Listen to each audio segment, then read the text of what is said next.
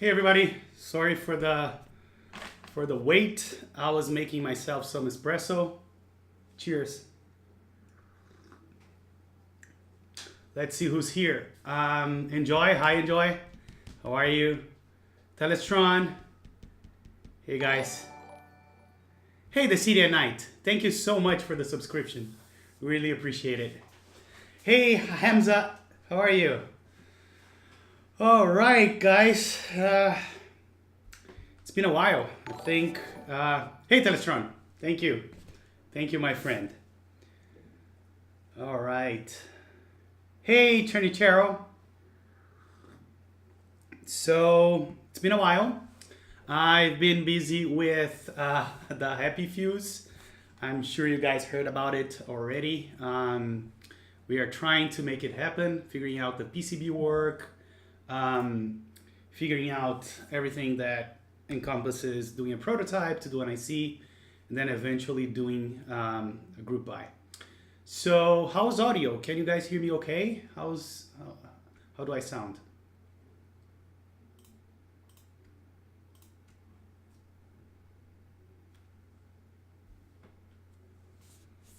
Okay, let me organize my screen because it's a mess.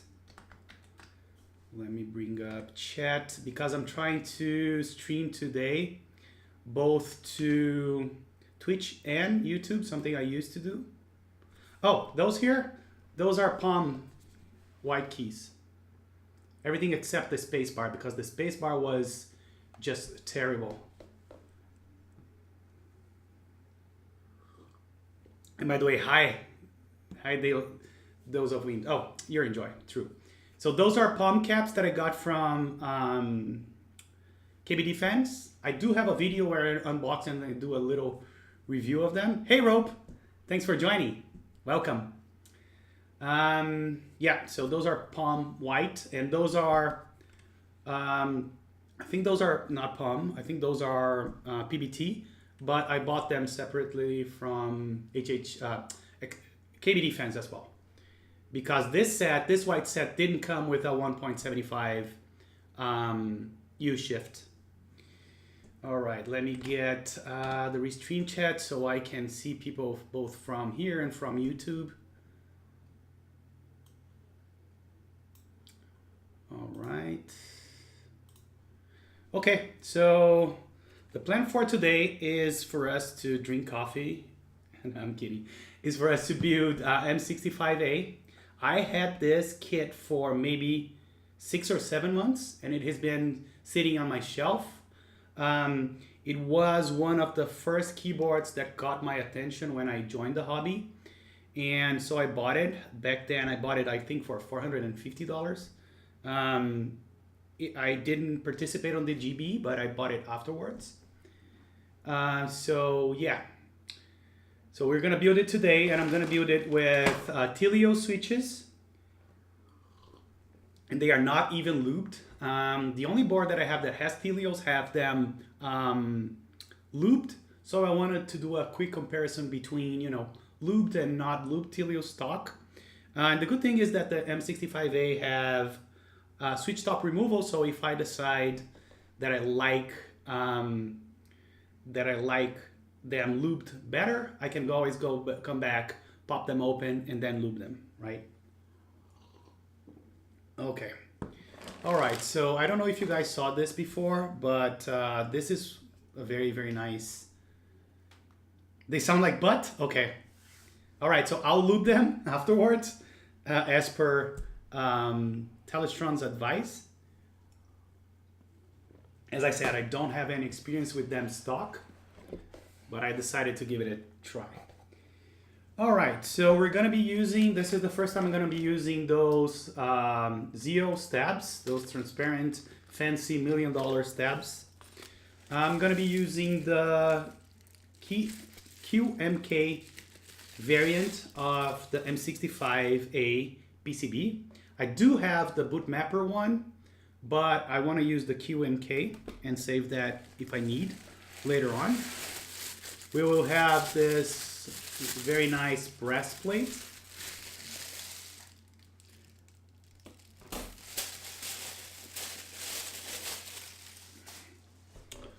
And this kit comes with this card. Thank you for supporting us, P-Clack, J-Chan, and whatnot. And then this is a space gray M65-A with the nylon bottom. I'm gonna keep it here for now. Then we have some rubber feet. What should be my first PCB? I think, Jerk Officer, the one that I always recommend, that I think is really straightforward, not only to solder, but also to program, is the DZ60, because it has an affordable price and it's a super powerful PCB and allow you to do many different layouts. So I would definitely get a DZ60 from KBD Fans. Yeah, this looks good, right, Wix? And by the way, thanks for joining. Alrighty, guys, let me see what else we have here. I think we have screws somewhere. Tuck it in here. We have a weight that is really hard to take out.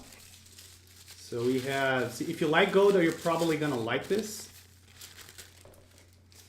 We have this brass, oh, this is beautiful, look at this. This beautiful polished plate. And you can see my setup from it. So I'm gonna set this aside. Then we have the rubber feet here. I'm gonna set them aside as well. Let me see where, oh, so those should be the screws. Let me take out this.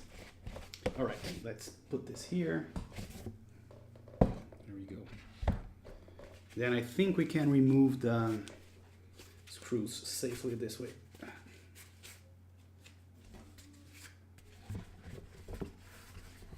Yeah, this packaging is amazing. Like, seriously, the best one I got from a kit ever. And I even have like the desk mat that I can get it later when we do like the sound test for the board, right?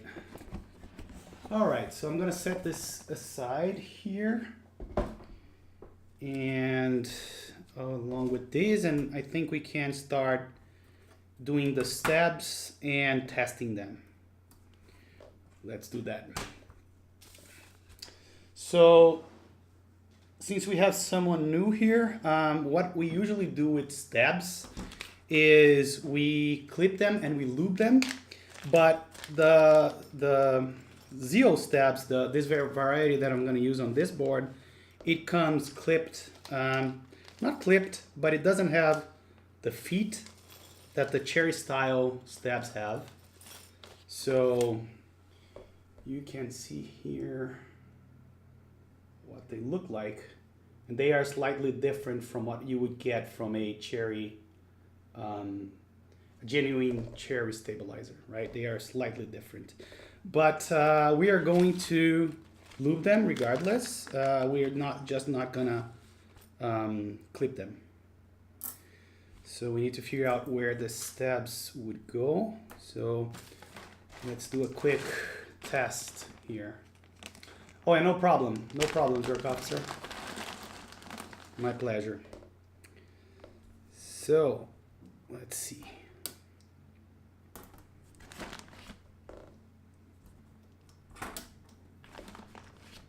We're gonna do 3 keys here, then the space bar, but I don't know. Let me look it up. The layout.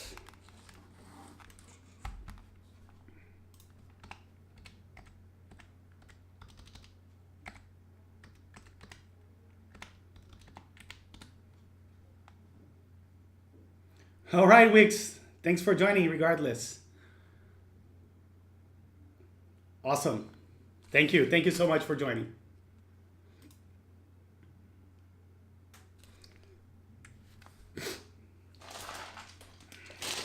And I'm going to be using the Hyperfuse Origins on this board. So let me see if I can get the mods that I will need for the left-hand side. Control.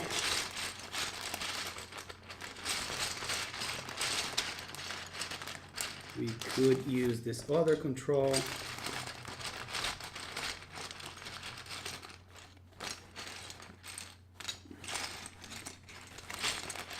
And by the way, I'm not going to be doing split backspace because I don't like split space on 75%. I don't know if you guys agree with me, but I think they look a little weird. So apparently, let me triple check here. What we want to have is, yeah, and I just realized that I have my plate wrong. That's why it was so weird.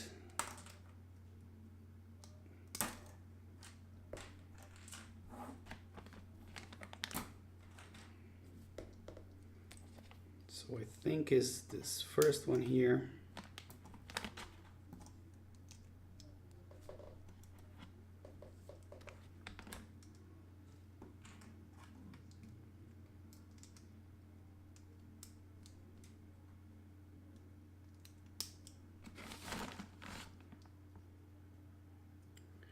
And what about the rest of you? What are you guys up to today?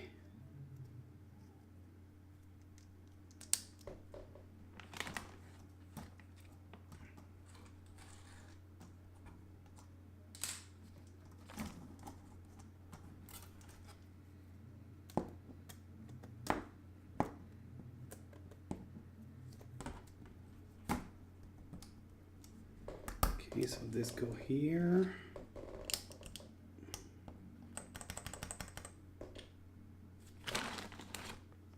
Finally done with lubing switches and prepared for Alice. Oh man, let me tell you that I envy you. I wish I got an Alice. But I saw that this guy, I think Vulcan, I don't know if that's his name, but he's planning on doing another Ergo. So I'll probably join that one when he opens. It's the guy that's doing the Fusion 360. I think it's Vulcan Mod, his name. Correct me if I'm wrong. And then this guy should go right here.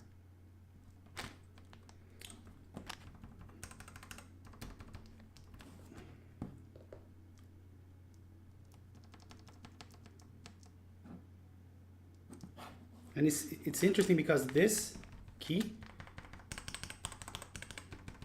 feels completely different, but I think it's because of how the plate is. Let me try another switch here. Have to be extra careful to not hurt this beautiful plate.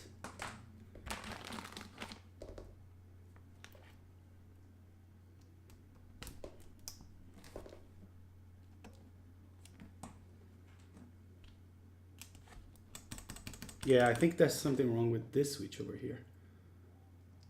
I'm gonna set this aside. All right, here we go. So then we're gonna have a 6.25U spacebar, I think. I'm assuming it is, so let's see. And then the spacebar, I have prepared a linear switch with more weight. So it has, I think, 80 grams.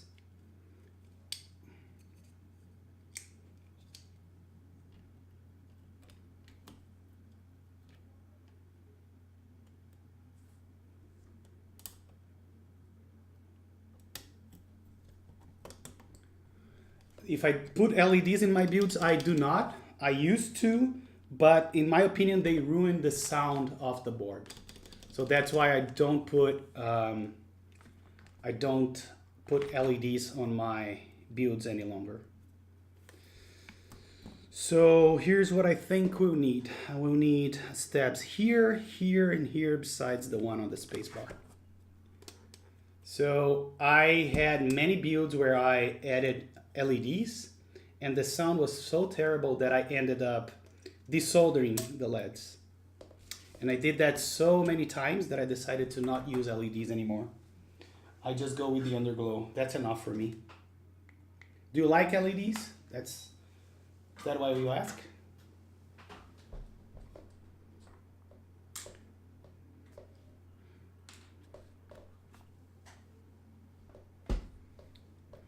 All right, so I'm gonna start lubing those steps. So I'm using Permatex, but any dielectric grease will do it. but I prefer this brand because it doesn't dry like the other brands.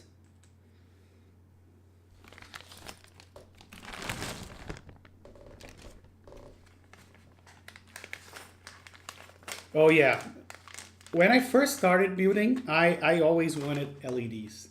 But with time, I noticed how much they hurt the sound of the board. And then I decided I didn't want LEDs.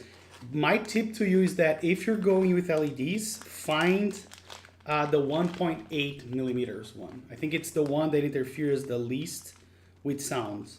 Because I used to use 2 by 3 by 4 millimeters, and those are really bad sound wise. All right, I also used to do the band-aid mods on my stabs, but recently I abandoned that because I like the sound of the keys hitting the PCB. I think it's also more consistent with the sound of the other switches. That's why I stopped doing the band-aid mod. And I don't get me wrong, I may get back to it in the future. But just for my recent builds, I'm not doing that any longer. So here's what I do. I forgot to tell you. I usually squeeze the tub a little bit until you have some lube showing. And then I stick the wire here. I do like a quick, I don't know how to say this, a swirl or I don't know how to say it. And then I remove all the excess that I see until I have a good coat, but not a whole lot. Oh, sorry. Man, autofocus on this camera is hard. There we go. So this is the amount that I think is enough for not over lubricating your stabs.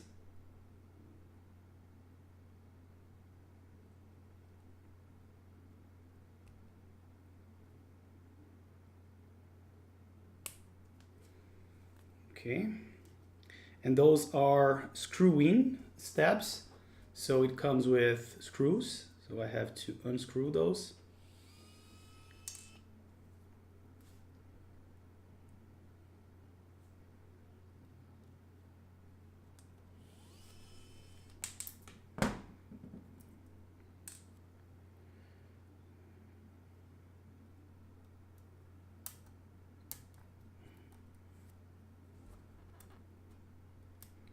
Just double check that I have them on the right place. Looks like I do. Okay, very good. So we can screw them in.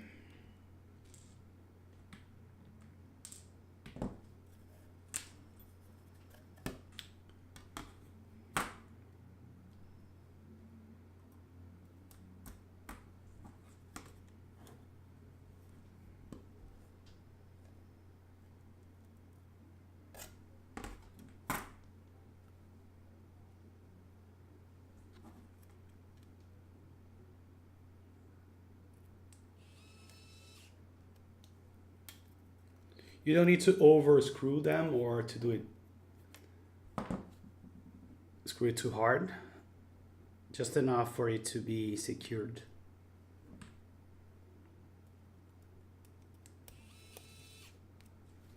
So we have one down, 3 to go.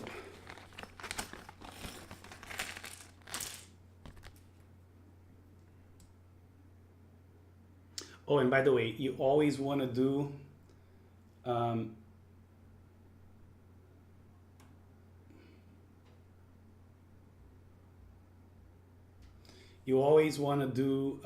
this part facing the part where you snap the stab.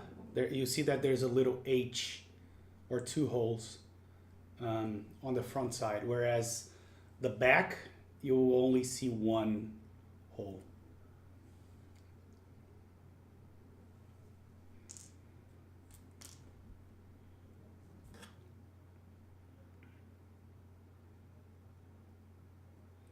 So same thing for the smaller steps, just take out all the excess.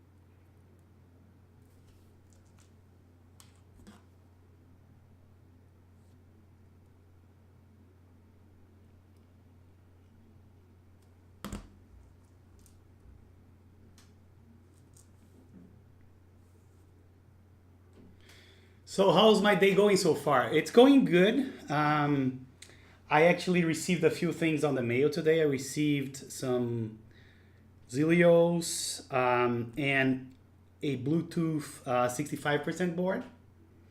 Other than that, it has been, just another day with some work. And yeah, how has your been so far?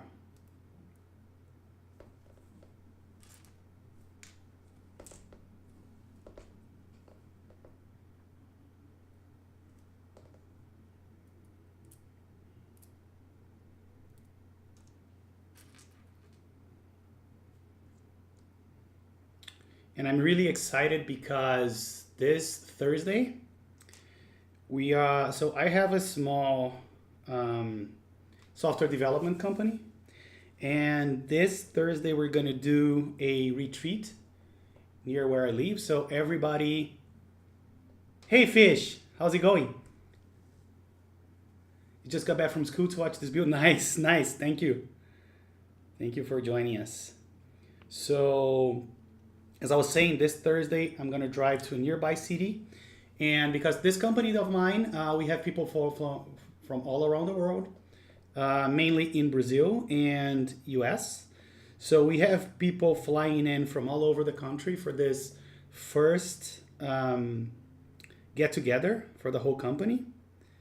It's going to be the first time that we are all going to be under one roof. So I am really excited about that. That's going to be a lot of fun, I think. And there's like, I don't know, maybe 15 of us. We have 4 or 5 people flying in from the US, and then a lot of people flying in from a lot of different places here in Brazil. So yeah, looking forward to that. I'm really anxious for that to start Thursday.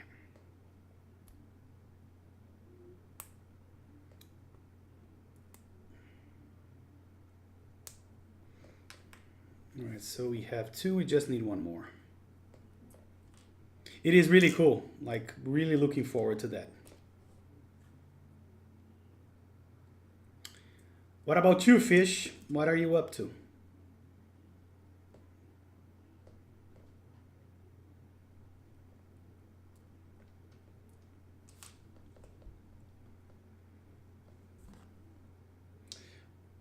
So what do you do?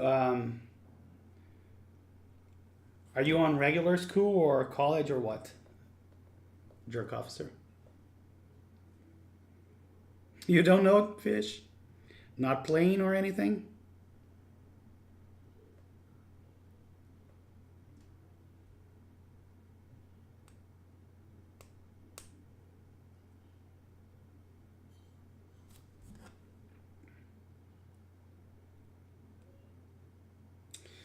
So how did you discover this world, Jerk Officer? How did you start getting interested about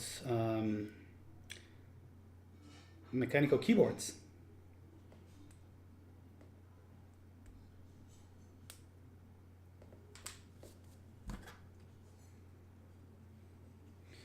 Okay, so as far as stabs go, that should be it. I just need to take out the screws.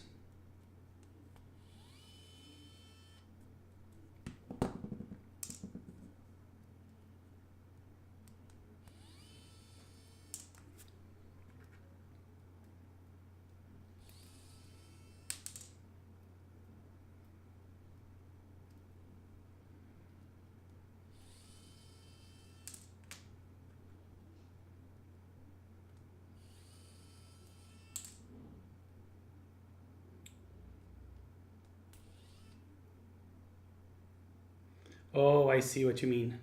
Yeah, and my keyboard project, for maybe people here don't know, I am trying to design my own keyboard.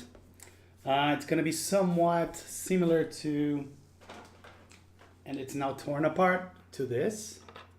This is the one that I 3D printed. Hey, Seek Attenders! Thank you for the follow. So I'm going to probably be doing a prototype in aluminum for that board. All right. So you bought a mechanical keyboard, and then but you never thought about doing it yourself, and then you stumbled across a YouTube. Right, Telestron? I need to rewire that one. I decided to change the switches. I had some Keycap blacks, but I didn't love them, so I changed them to vintage blacks that I harvested from a G80 board. Now I just need to rewire it, and I'm probably gonna do it tomorrow.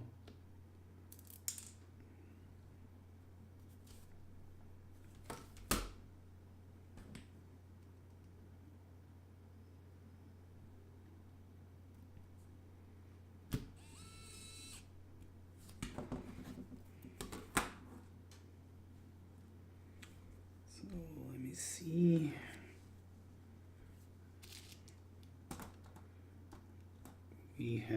do we have a full-size shift here? No, it's just the return. So the return should go here.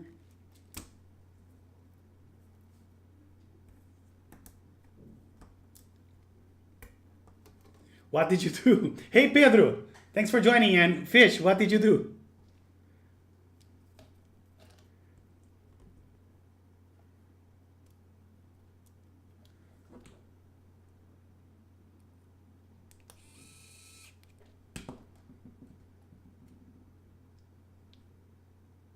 Oh my God, really? Did it take out all the print? Which kind of, wasn't it die sub or anything? Not double shot? Was it pad printed?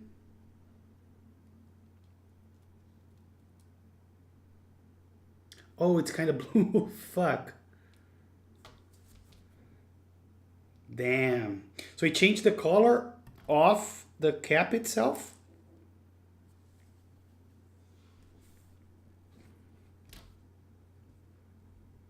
It is really sad.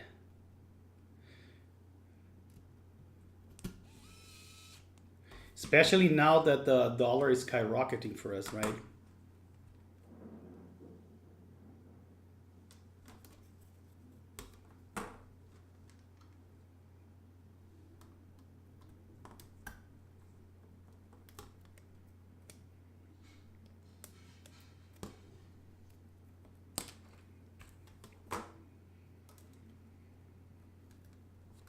That is really sad, Fish. I feel sorry for you, man.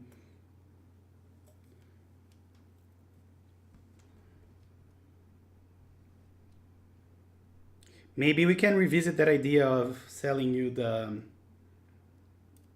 Jap roots, but it's black and black. I'm actually thinking about ordering another color after I discover that they come in red as well.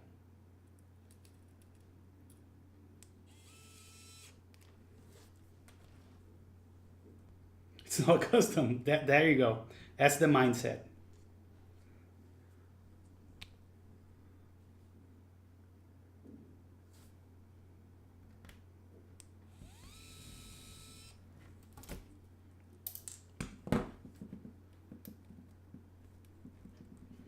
I'm just thinking if I should put a, and I think I should use some, especially on this one. Let me see, the other ones don't have any pads near them, do they? No. LEDs here, but for this one I am a little concerned. Even though it doesn't touch, the screw is definitely gonna touch it, so let me grab some washers.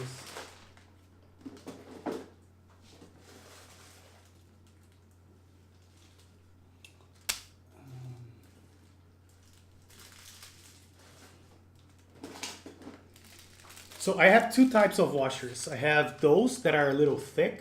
Oh, where is the camera? Those that are a little thick. And I'm gonna use this to try to make the M65-A a little more high profile. And I have those that are really thin, and the best ones to use with screw-in stabs. So I'm gonna use this one right now.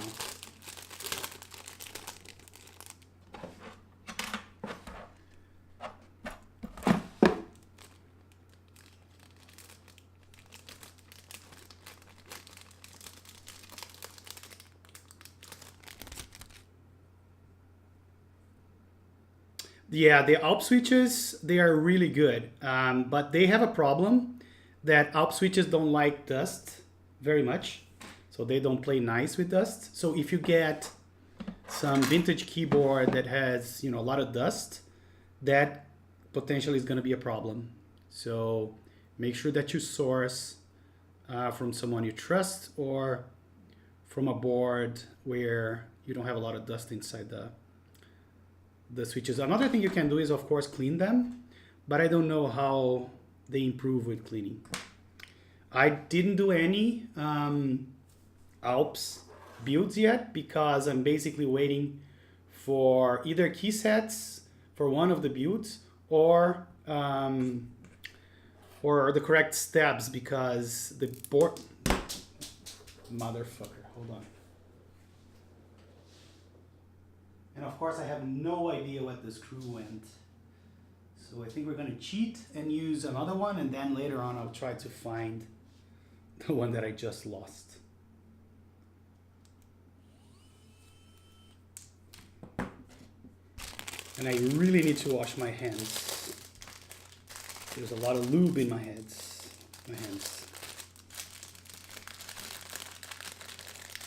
Hey Teha Types, yeah, it's been a while. How are you?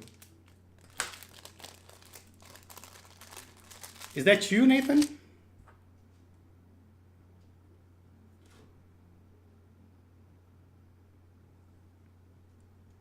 Okay, I'm used to see few good music. So how are you? Did you build one of those these days? I think I saw something like that.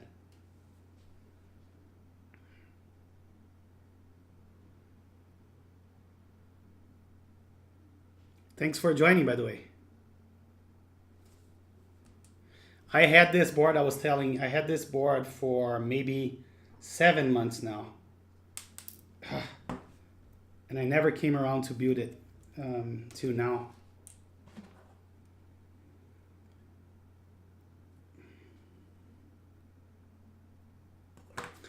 Let's try it like this. Instead of trying to put the washer on the screw, yeah, that doesn't work either. What a royal pain. Did you need any washers for the M65-A?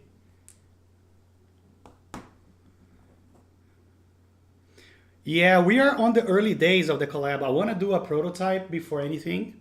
So I am talking with Hini Bush and another guy about the PCB work. Then Telestron is doing the work on the case for the aluminum version.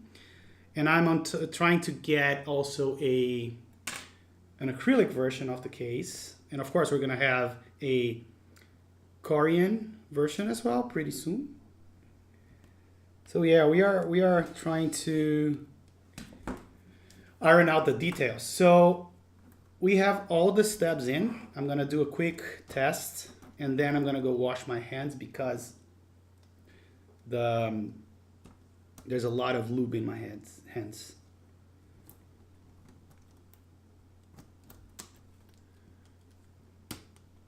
Okay, I'll check that. Hey, the Hisky, why is you think that no one has tried to make Holy Panda clones? Who said that? A lot of people tried, they just couldn't get it right.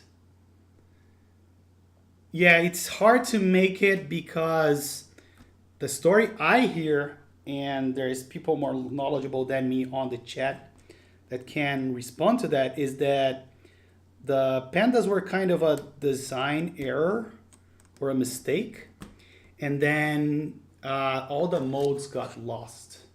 Hey, Devnes. Okay, so you're driving home. That's nice. Thank you so much for joining. So just so you get an idea, I'm testing the stabs right now, and I am using those fancy Zeal stabs. And yeah, so about the Holy Pandas, that the story that I heard is first they were kind of a mistake, then the molds got lost. But as far as I know, there's a lot of companies that try to mimic Holy Panda or Holy Pandas or do something very similar. The last one to try and do something similar was Ultimo Skies. They wanted to do something similar, but I don't think they managed to get close to Holy Pandas.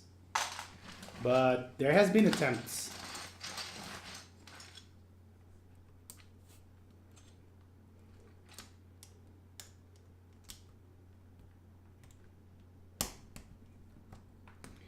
Okay, something's not right with this one. I probably did it wrong. So let me see. Let me see what's wrong with this guy.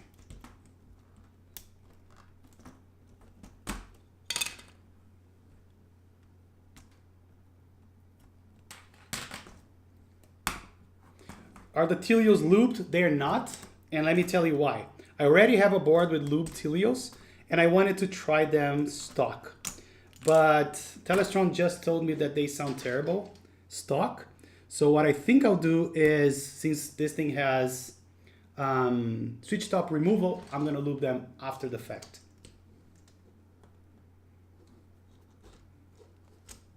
But I wanted to try them stock first.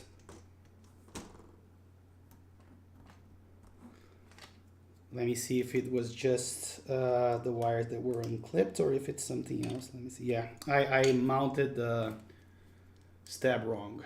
And that's a pain because it's exactly the one that I didn't want to have to redo because there's a washer here.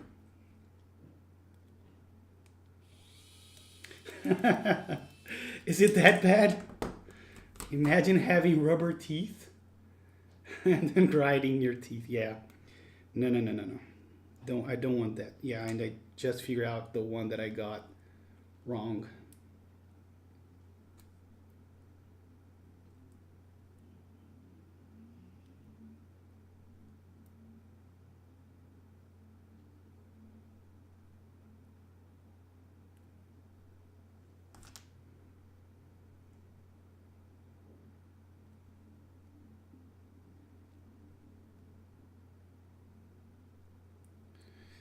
Okay.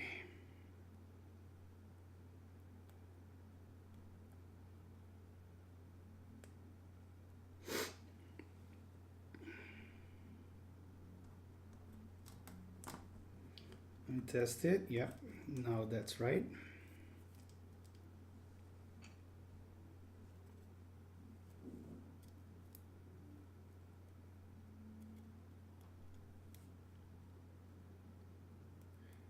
That reminds me of my fave. What is your fave? What do you guys usually use to lube Tealios? What's your favorite lube for Tealios, Nathan and Telestron?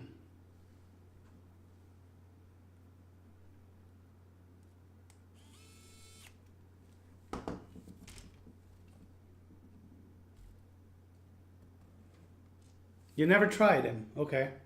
shouldn't you be able to just scan the Holy Panda parts and get molds that are exactly the same? I used to work for a plastic common. This is common practice as far as I know. I don't know, but I think you should. But it's not only the housing, right, that you need to mimic in this case, but also the leaf. The leaf plays a huge part in tactility. So even if you replicate the plastic of the Holy Panda, there's still the leaf.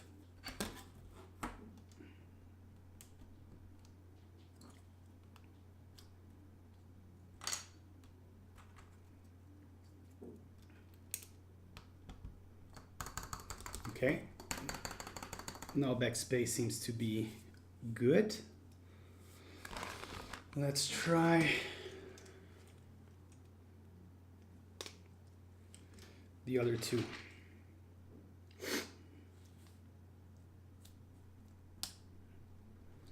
Let's get the return.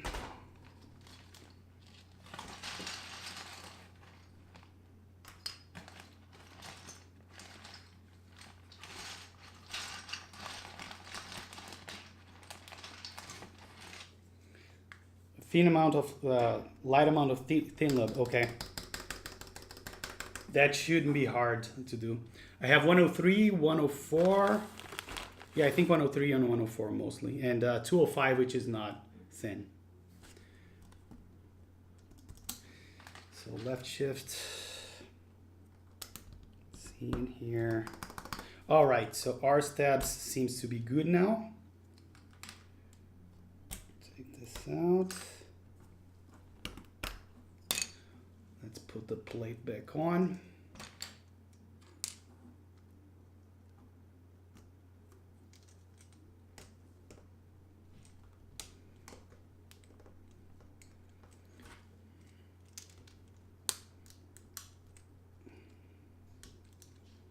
This is one tight plate.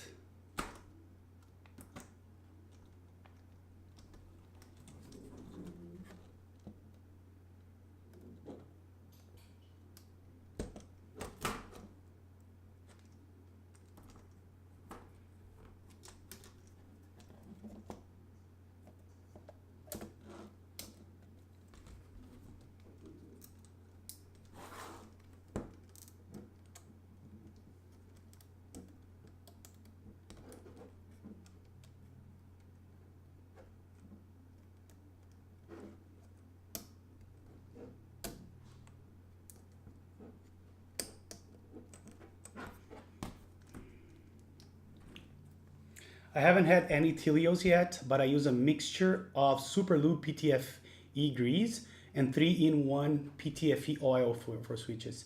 I use it on Black Alps, Vintage Cherry Blacks, and others, but I'm not an expert. Yeah, one thing that I heard about Alps, and I may be wrong here, is that since they attract a lot of dust, and lube attract a lot of dust, and they are not sealed like MX switches, you may have issues in the long run if you don't use dry lube with Alps. I'm not sure to which extent that is true. Just something I heard. I don't have a whole lot of experience with Alps switches. All right, so I think we are ready to start soldering.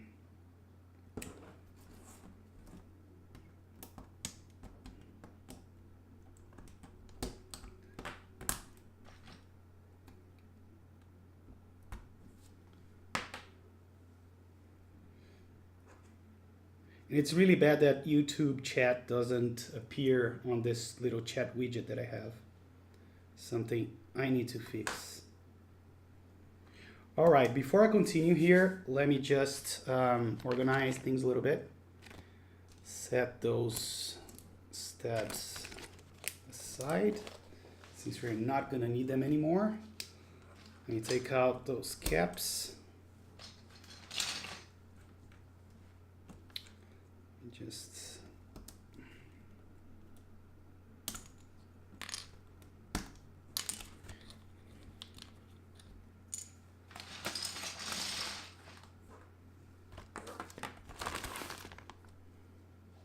and let me just quickly go wash my hand and I'll be right back, okay?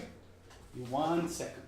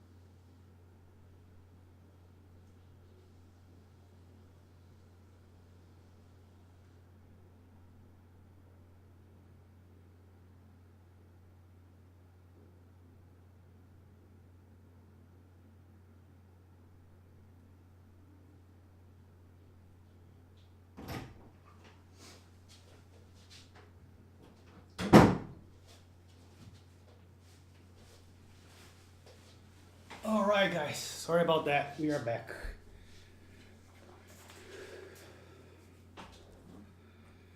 Okay, so let me turn my solder on.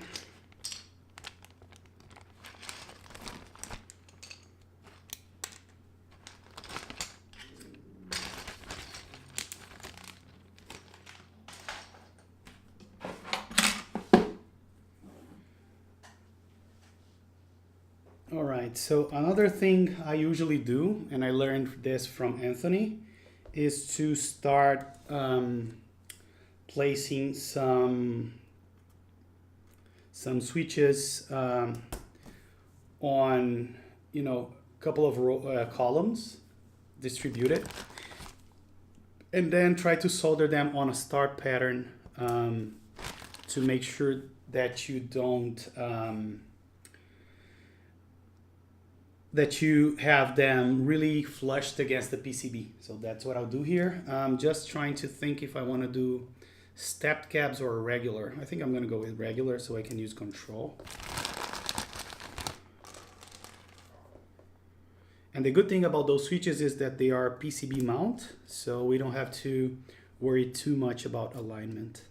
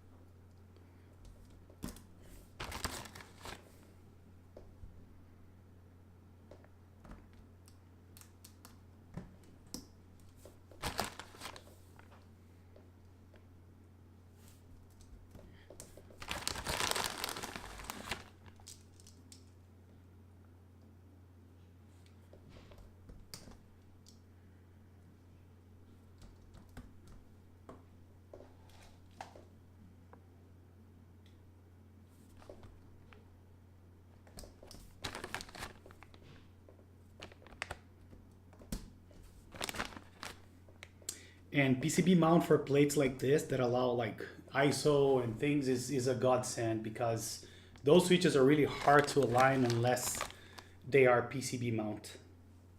So I'm gonna leave those empty for now because I want to do alignment, but I think I can do this one here because this is the arrow cluster.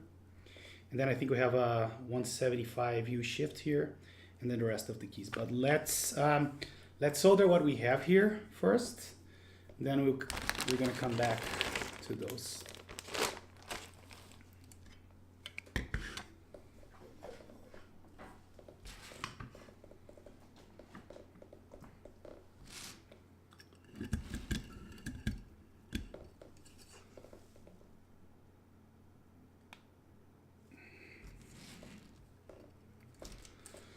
So I'm going to start with this row, then this row here. Let's do that. So what I like to do is try to push the plate down as I'm soldering. And just make sure that the switch is all the way in as well.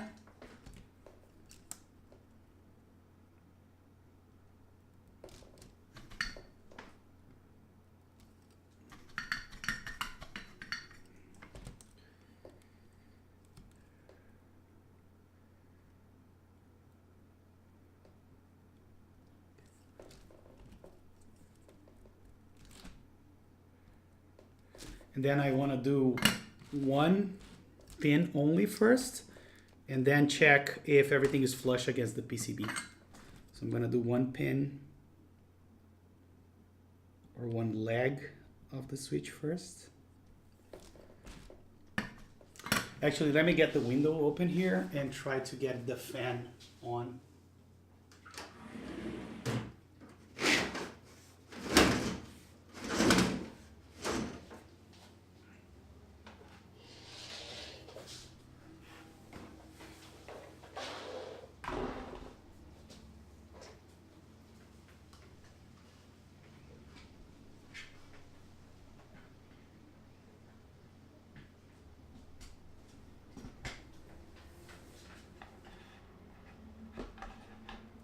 Okay, so now we have some fan going. All right.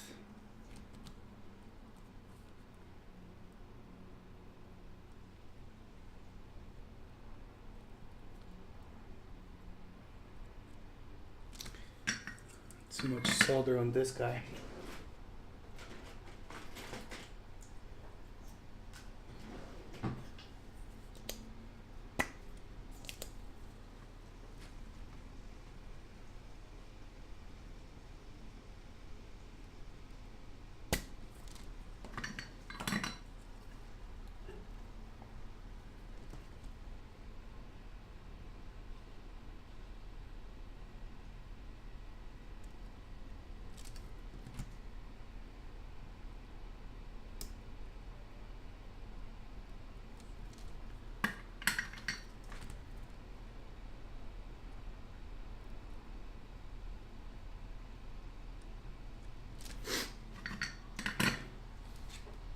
Right, and then we need to check if the switches are flush against the PCB, and I can see that.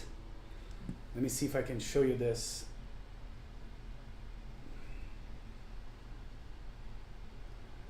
Can you see that there's a lot of distance between the switch and the PCB? Here, here, and here. So what I'll do, I will reflow the joints and push the switch down. And that's why you do one of the legs at a time. It helps with that.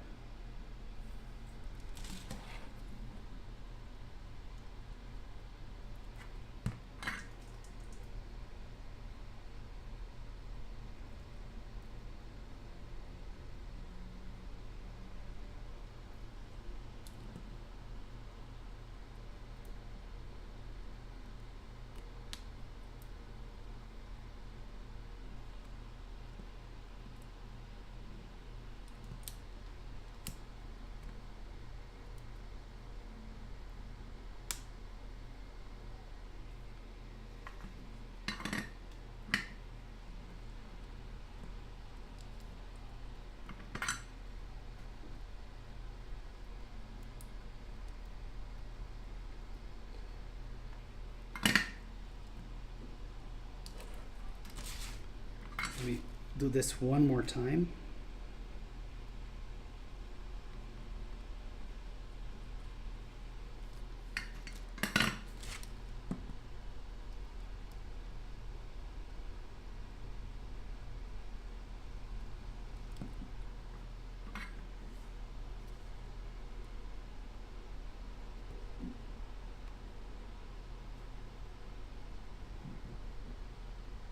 Yeah, now it's much better.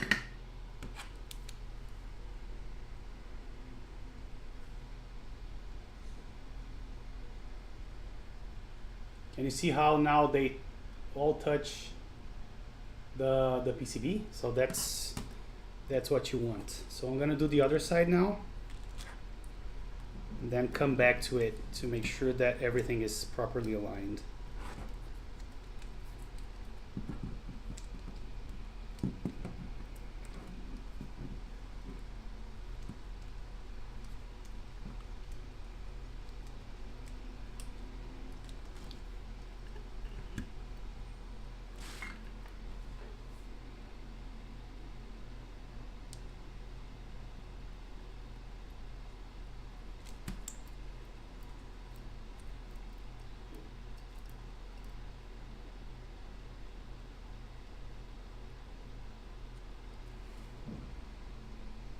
I'm gonna wait for the caps lock a little bit. Jump straight to the shift here.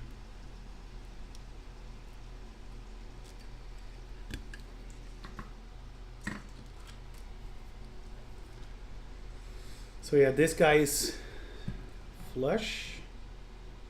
Yeah, and this side was much better. Everything seems to be in place.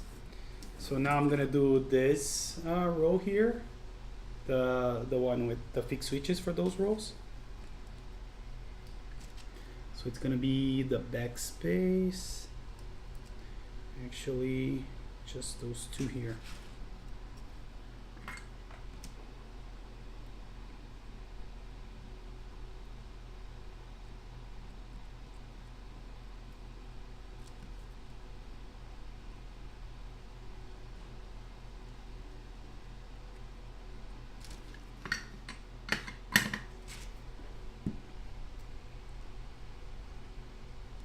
And this is not all the way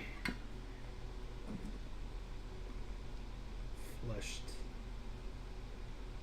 There we go.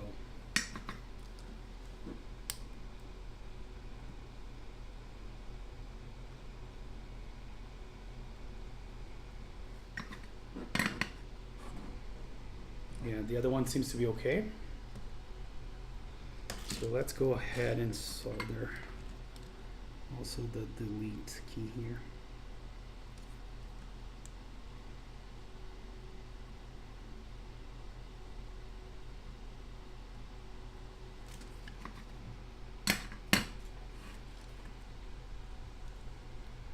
Seems to be good. Let's now do the enter.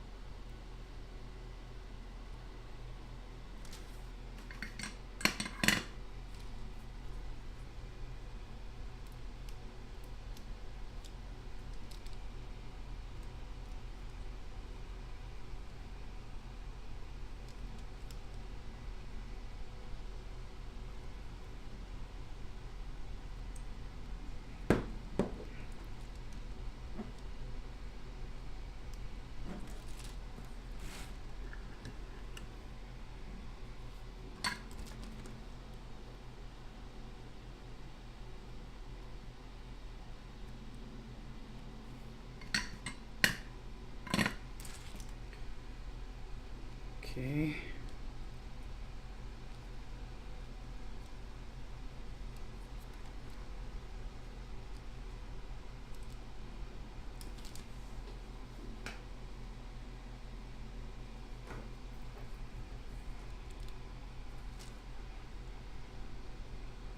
All right, I think I'm comfortable enough to solder the other pin for this row. So I'm gonna go ahead and do that.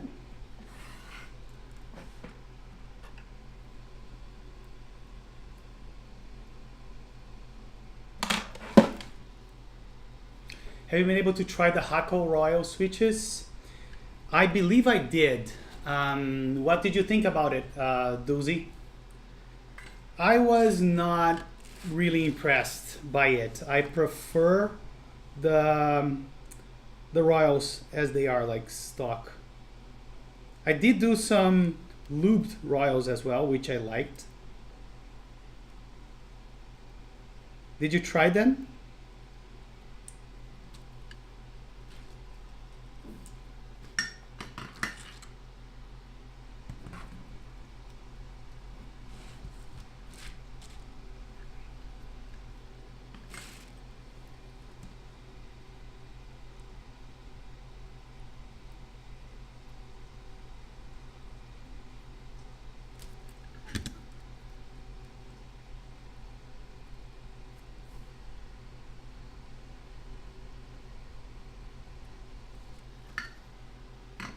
I like the Hakko Royals better than box.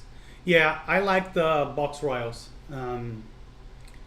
I like them better than the Hakko ones, which is interesting, right?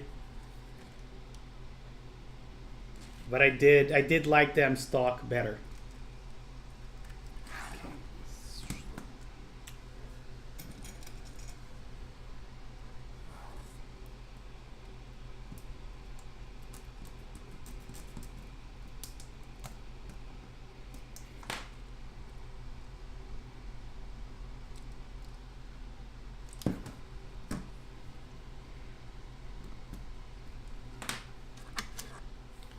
Feels smoother to me. To me, when I put the Royals stem on the Hakko housing, I thought they started to feel just like Hakko switches. So that's what I didn't find very interesting. They looked like they were regular Hakko switches to me, of course.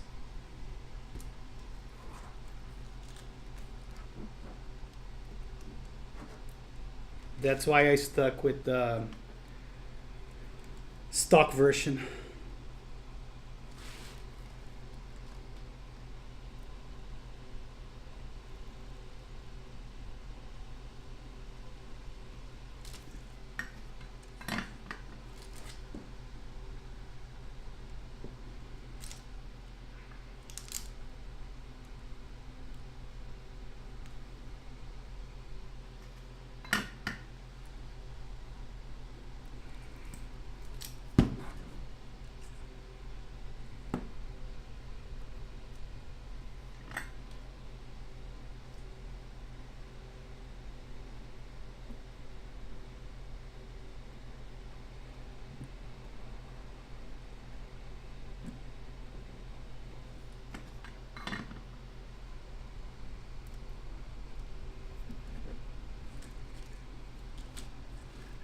But if you like them, I'd say stick to them. It was just my personal experience. Did you do your own or did you buy them from Novel Keys? Because the ones that I tried was the one that were the ones that I made myself. So maybe there's a difference if you buy them pre-assembled. I don't know.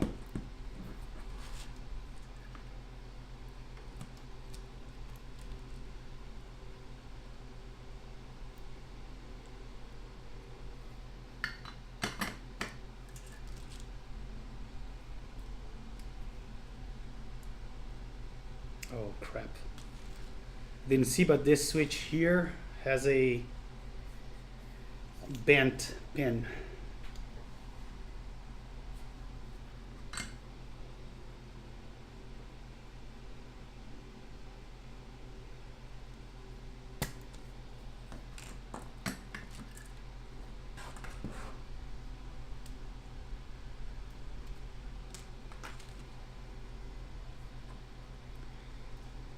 I don't think there's a difference. Yeah, I wouldn't think there would be a difference. I don't know. Maybe I did something wrong, or maybe they tweak the springs or something like that. I don't know.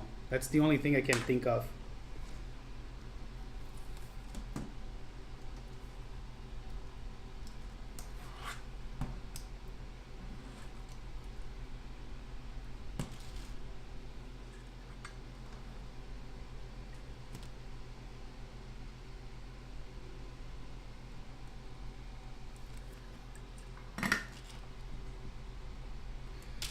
Okie dokie. So let's solder the other pins.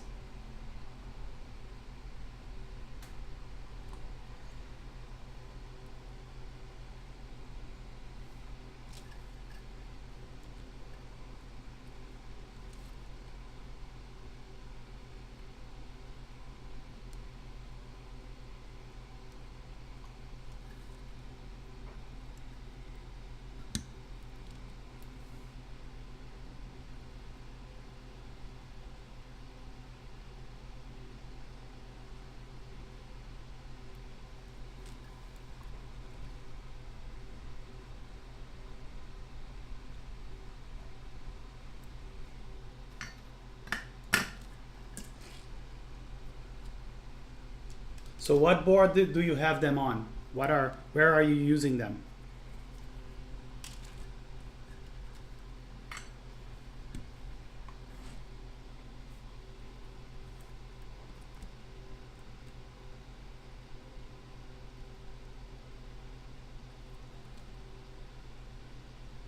Because I only tried them on a hot swappable board that I have. I don't remember which one.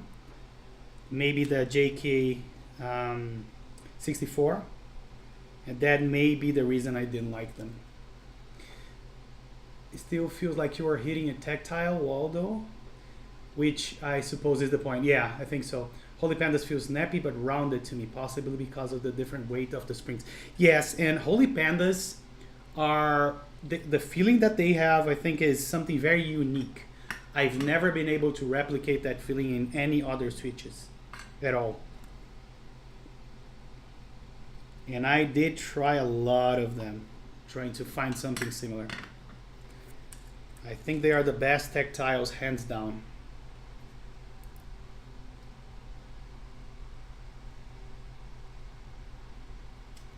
Okay, looks like this one could be a little tighter.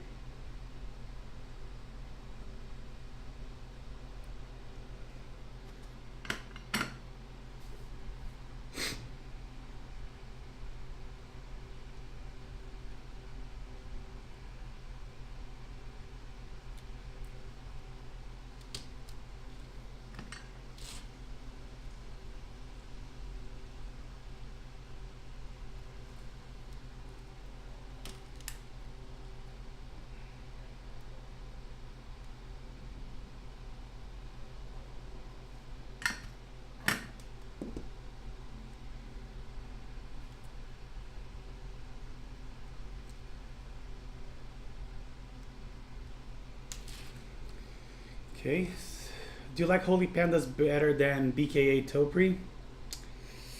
Oh, they are much different, like super different. I think I prefer Holy Pandas, to be quite honest with you. I think I prefer Holy Pandas, thinking of it.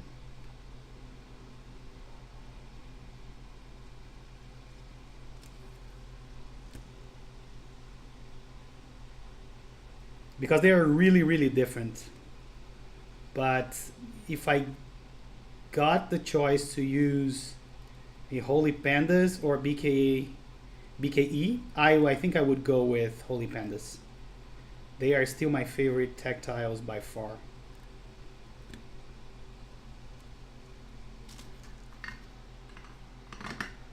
So yes, I think I do, Pedro.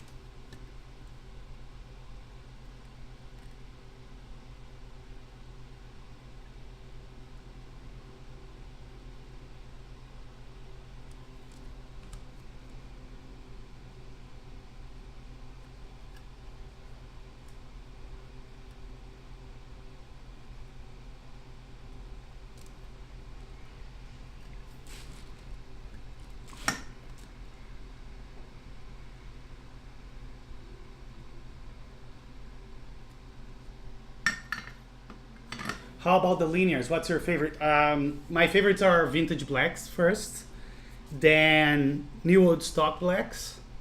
Then I think after those two. I think I'm in between Tealios and retooled blacks.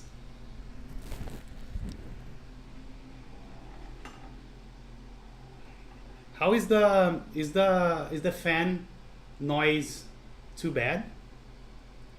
I can try to place it somewhere else, like this.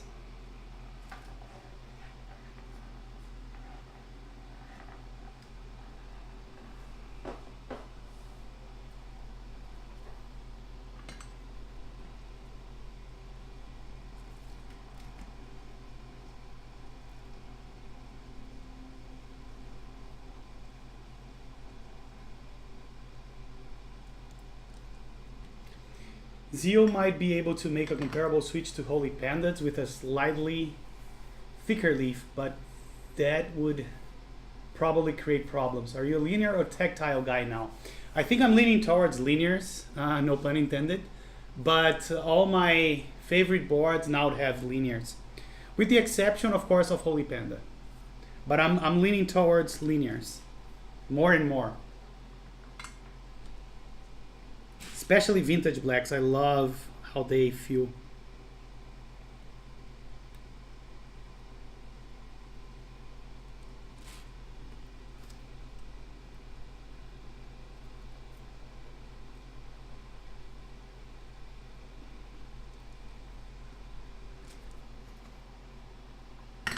What about you? What do you prefer, fish? What have you tried?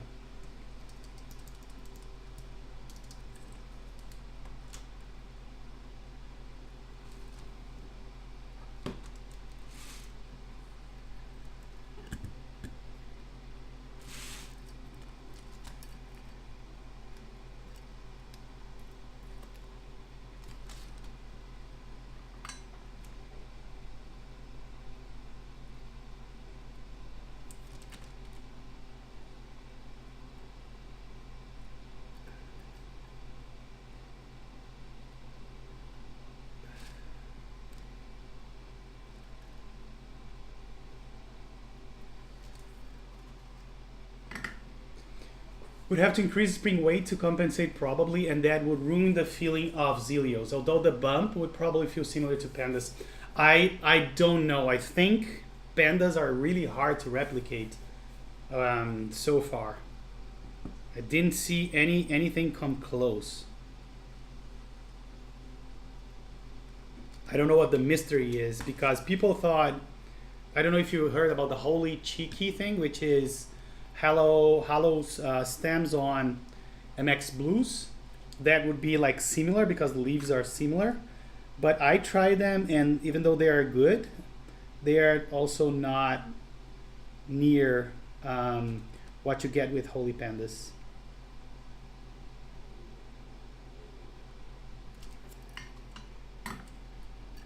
So I love my linears, but I tried only browns for tactile. So, but yeah, I don't think that I need to feel anything different. Linears feels too good. Yes, I agree with that, but you should try at least a few linear tactiles, because I don't think MX browns counts. If you want my opinion on that.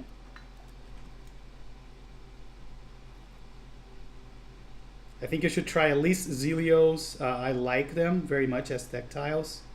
What else? Holy Pandas if you can, of course. And Box Royals, I think they're very interesting. I like them. I have two boards with Box Royals. I really like them. So I think you should try them before ruling them out, because they are fun switches.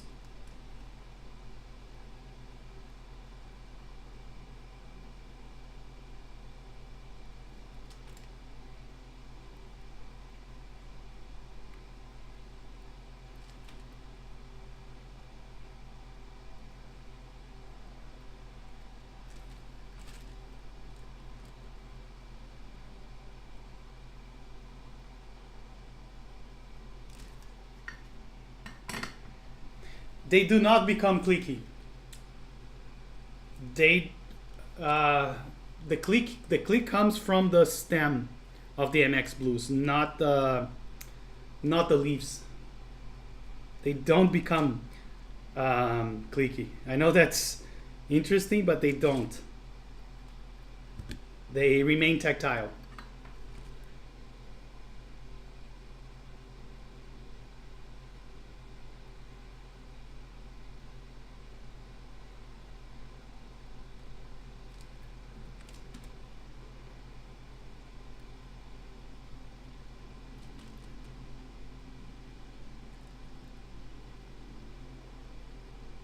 If you want, go ahead and Google Holy Chicks. They become Tealios are so good. My dream keyboard is a gray Fiel with holy pandas. Yeah, I do have the Duck Viper V2 with holy pandas, and they are the best. The thing with my switches is that they feel really smooth sometimes, and then they start feeling like normal lubed linears. Have you had that problem? I have not. Why? What's your theory? Why do you think that happens? So I think we have all the switches that are on the board soldered, with the exception of the spacebar that I could solder.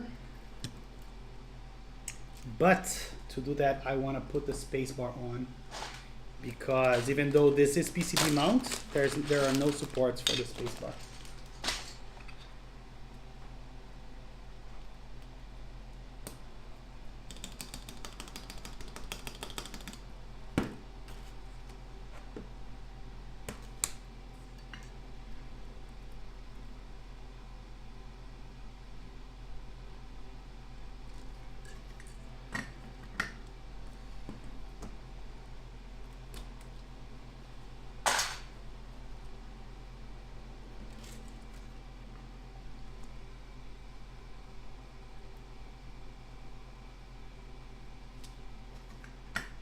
I honestly can't figure out what happens, but if I had to guess, it because of the weather maybe. That's Hey Devnes, welcome to the visual part of the stream.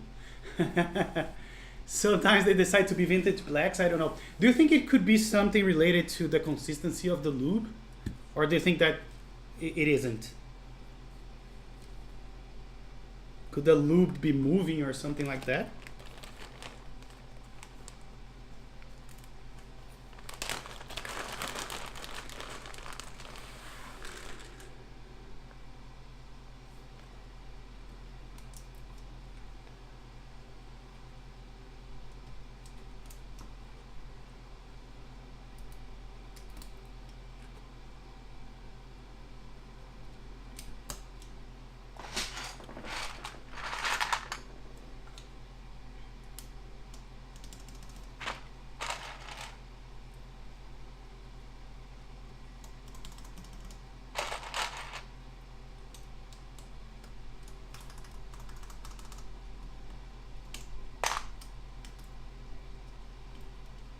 Yeah, it could be that. Yeah, definitely. Me too. It's been a while since I almost had to skip this week again, but I said, you know what? Let me do it. Let me get this M65-A done, because I'm actually gonna travel Thursday, and I am doing some preparation for that travel. But I decided to spare 2 hours, 3 hours, and get this done and connect to you guys again, because it's been a while. I think it's been 1 or 2 weeks. No, I'm not. I'm going to like a nearby city. I was telling the other guys on the stream that I have this small company, a small software development company, and we're gonna do a company-wide get together. Basically, we have people. We are a remote company, so people work from all around Brazil, and we have folks over there in US as well. So everybody's flying in here to São Paulo Thursday, and we are spending Thursday, Friday, the weekend, and then Monday together. So that's really exciting, because some of the people that's coming I don't know in person. So yeah, that's supposed to be a lot of fun. But as you would guess, there's a lot of preparation involved.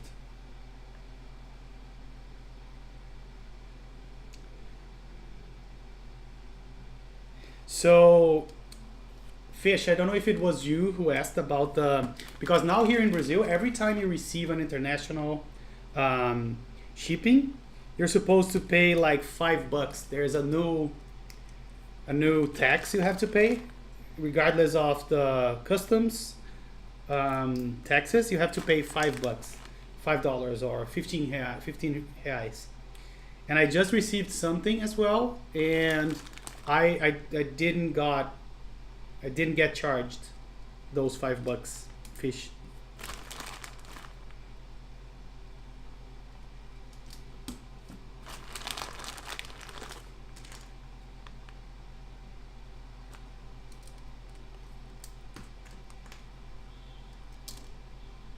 Oh, it was you, Pedro. So there you go. Sorry, I mixed you guys together. So I didn't get charged. I do have a theory that they're only going to charge those very cheap shipments, that amount, but I can be wrong. It can be things that were shipped prior to a given date, as I think you mentioned. So I don't know. I don't know what the criteria is going to be, but I'm just happy that I didn't get charged. This was shipped recently as well. I don't know how recently, but it went straight. It passed straight through customs.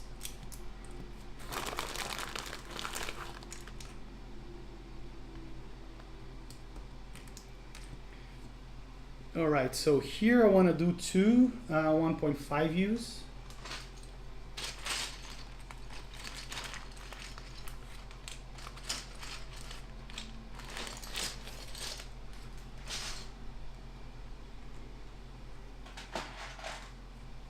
Yeah, and I'm happy I didn't get charged.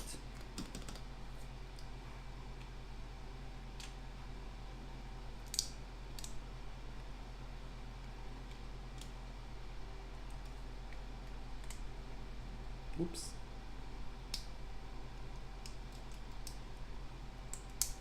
Oh, your tofu arrives tomorrow. Is that the regular tofu or the HHKB one? Now you just need a keyboard. You mean a PCB?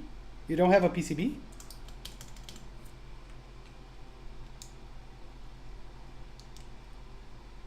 I think they are not in group buy. I think they have some in stock.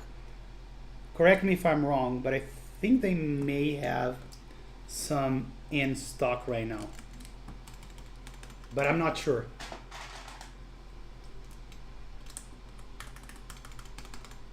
There we go. So that's the positioning of the switches.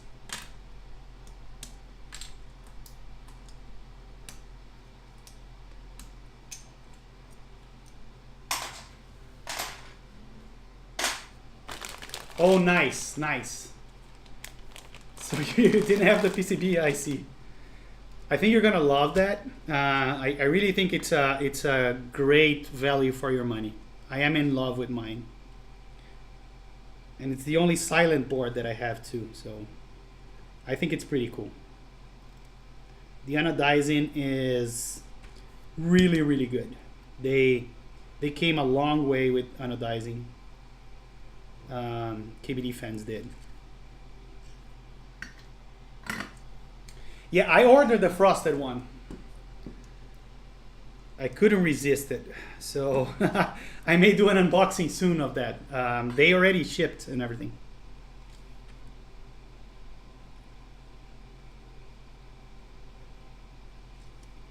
I ordered both that and tofu 65%. So we'll probably see both soon here.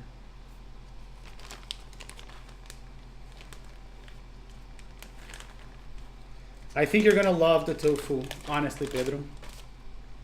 It's really, really good.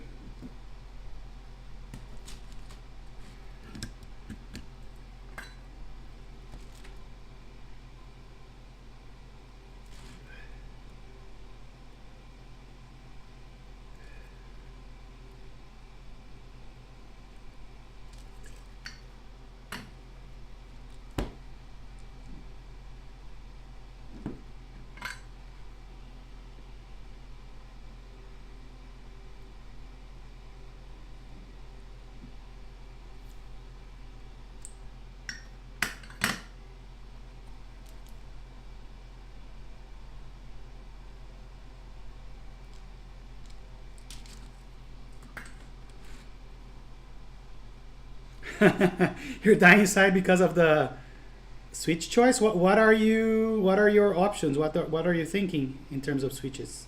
Again,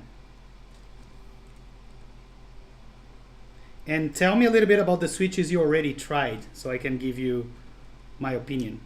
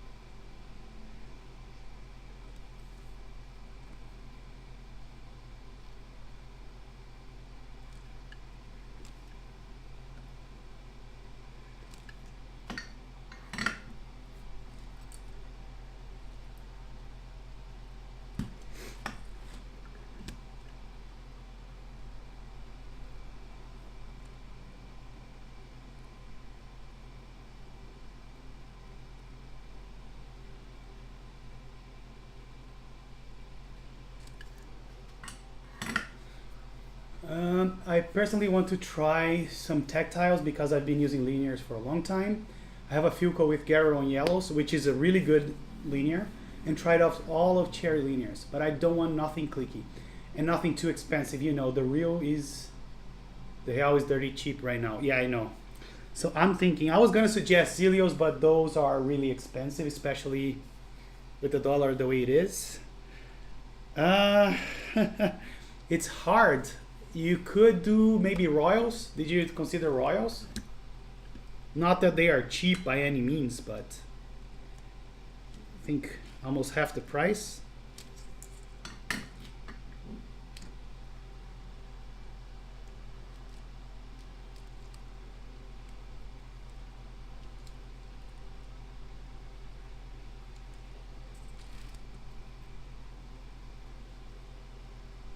Retooled box switches, yes, I would go with that because to me personally, the box Royals are the switches that come closer. Let me rephrase that. I think that the box Royals are the one that comes closer to Holy Pandas, in my opinion.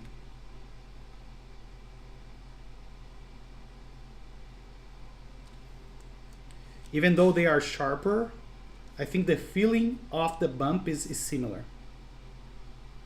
But that's, again, my opinion. And I think they are more fun.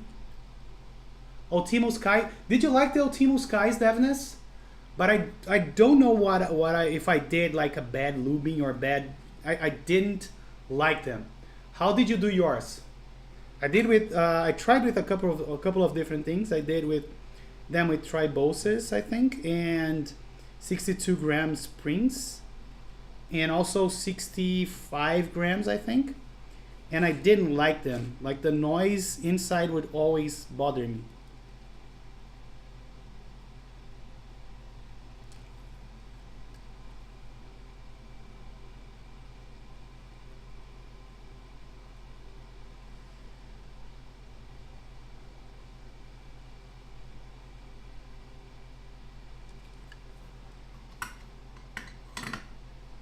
'62 spring with light lube on the rails, triboses for lube. Yeah, that's exactly what I did, and I'm gonna give it a shot again. But the springs, the noise the springs do on that housing would always bother me.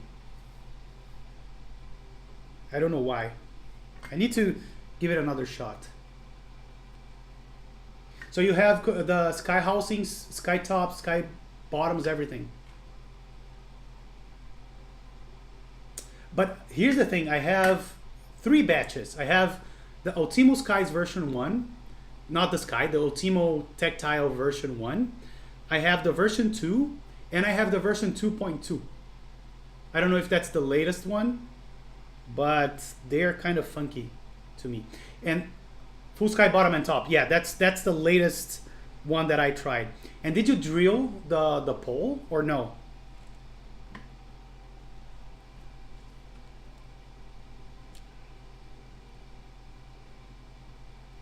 because Paul sent me the drill bit to drill them, and I tried to see if it would improve, but I didn't see any improvements.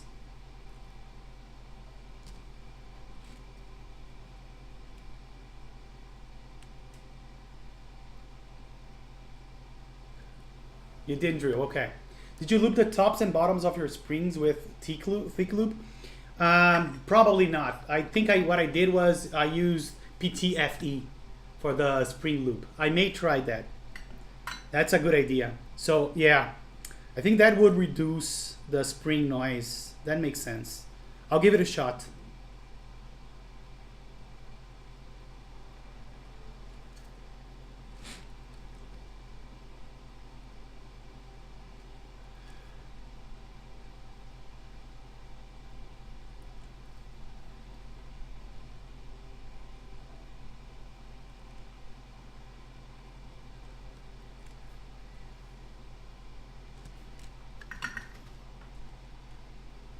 Okay, so that's a good idea actually.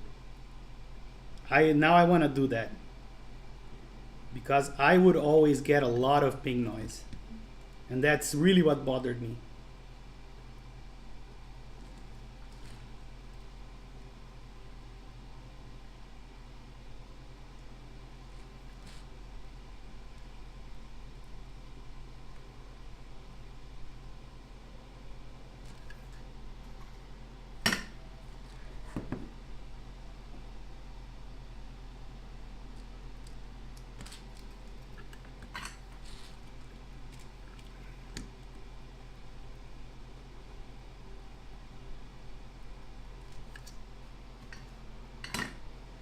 So that's actually a good idea. I'm gonna test that and let you know.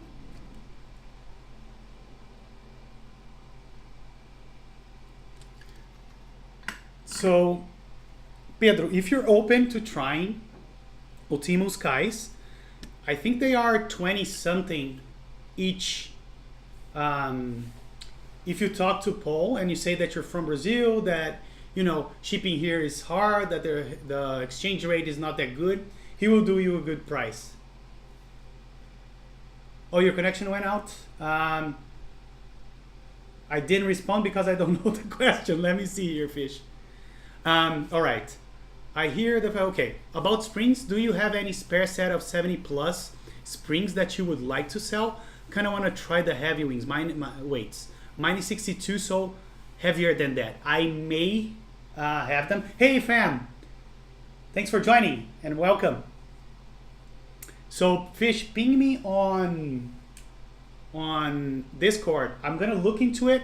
I probably don't have any sprit springs, but I definitely have springs that I can probably send you for the shipping price. So remind to ask me about that on Discord.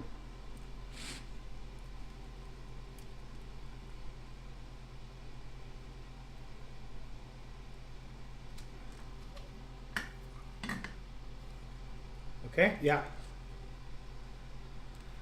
So I envy you. I love salmon.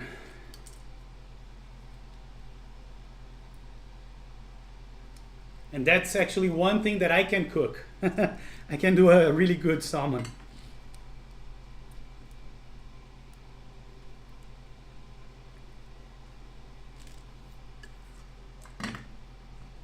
You love it too, Fish? Yeah, it's really good.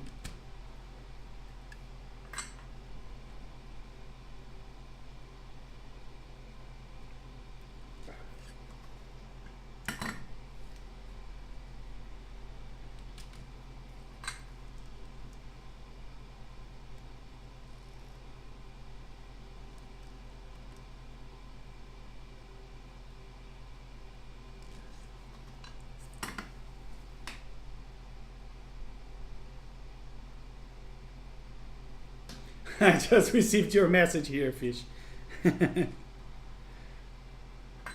But it's good that I didn't mark it as red, so I'm gonna go back to it later.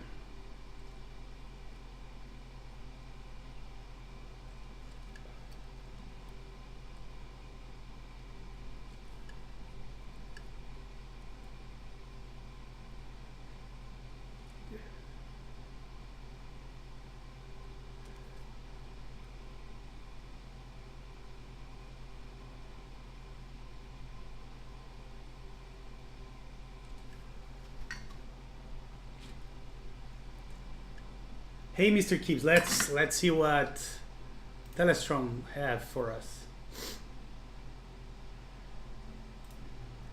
There we go. What material is that? Just curious.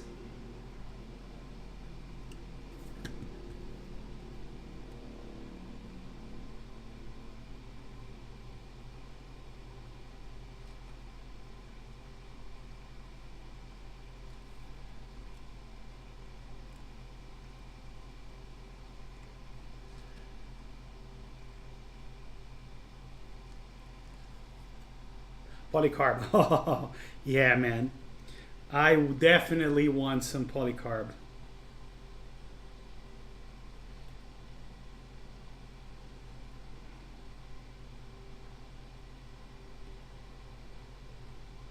And let me ask you something, Telestrom, completely unrelated to the stream.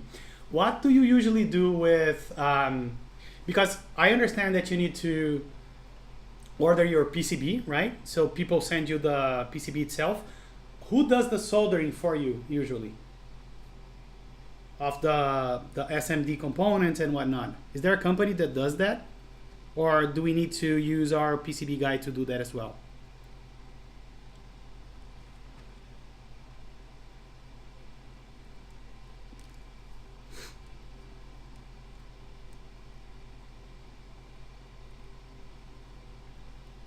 Factory does it. Okay. And do you know which factory you usually use? I was looking into, I think, JL PCB or something like that, and I don't think they do that. They just ship you the circuit boards.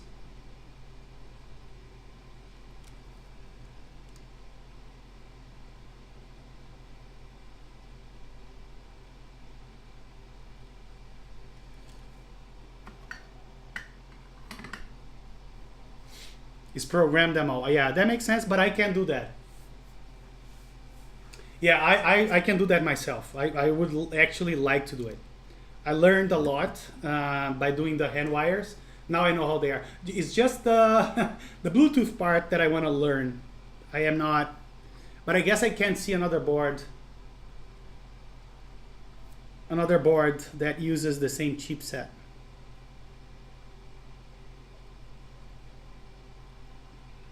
And now that I remember, the guy that sent me his PCB design for 40% already have the QMK program done, so I can look into his. But I actually like to do the QMK stuff, so I'll be glad to do it. Like I wouldn't mind doing it.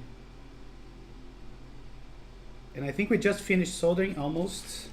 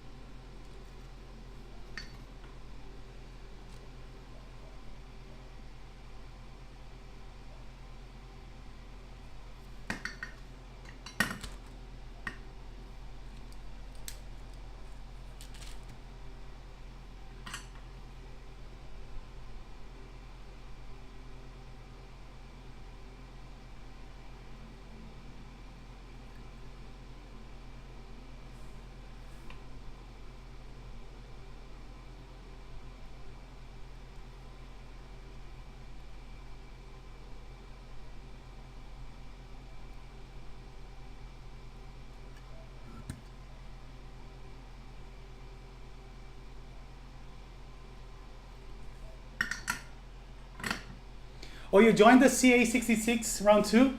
Me too, and I'm super excited about that. Did you get an email to choose plate colors? I didn't. I forgot to do that. I need to do that actually.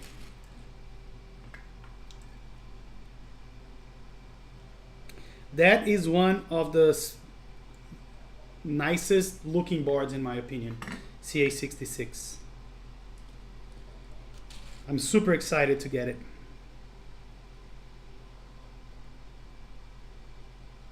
Do you remember when the estimated shipping date is? All right, so let me do this again.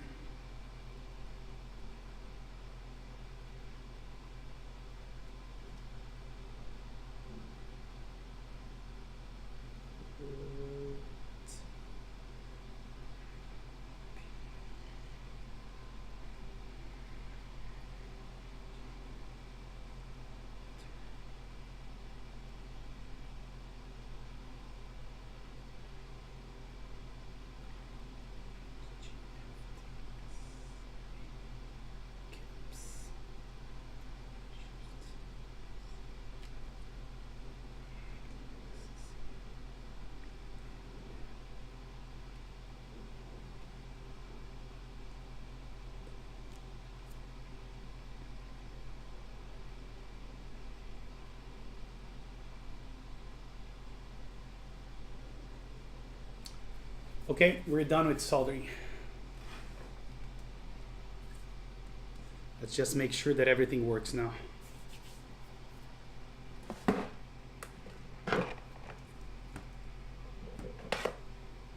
Yeah, December, right? Yeah.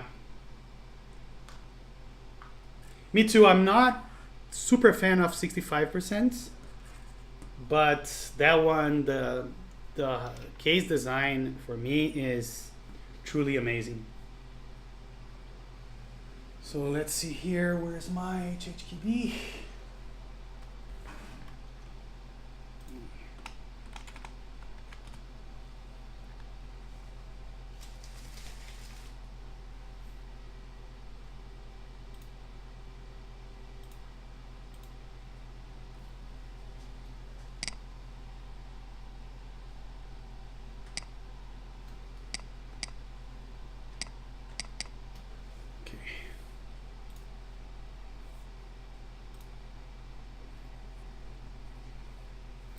Let me bring the sound up.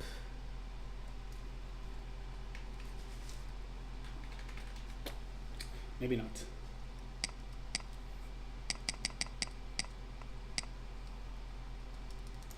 Okay, number one doesn't want to work. Let's see why. Because I didn't solder one of the pads.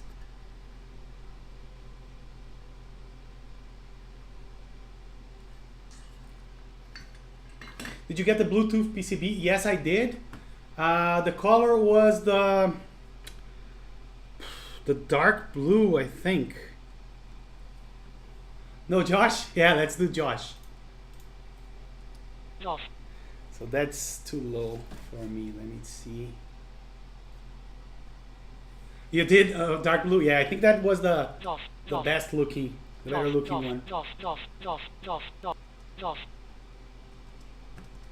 Okay, this one doesn't work as well. And that is indeed soldered.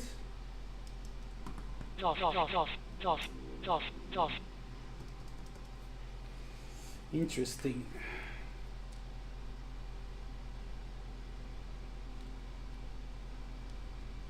Did I forget to program this key, maybe?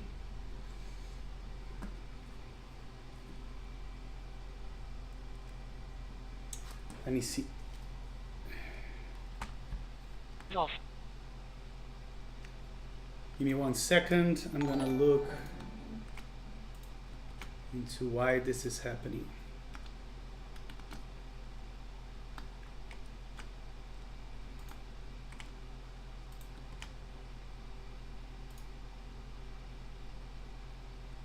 Okay, let's take a look at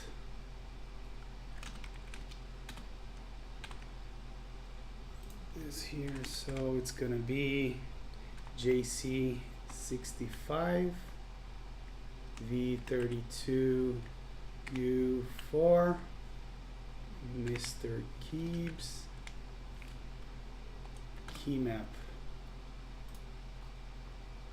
So let's see. I have this as insert. That's the problem. Okay, so we should be good. Let me try to, just for the sake of it, put some other thing here instead of insert.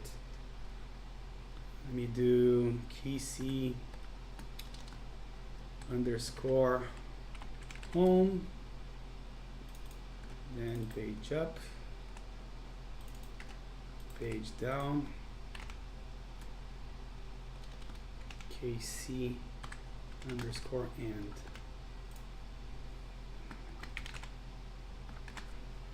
Let me try to redo this guy. Where's the reset button? It's here.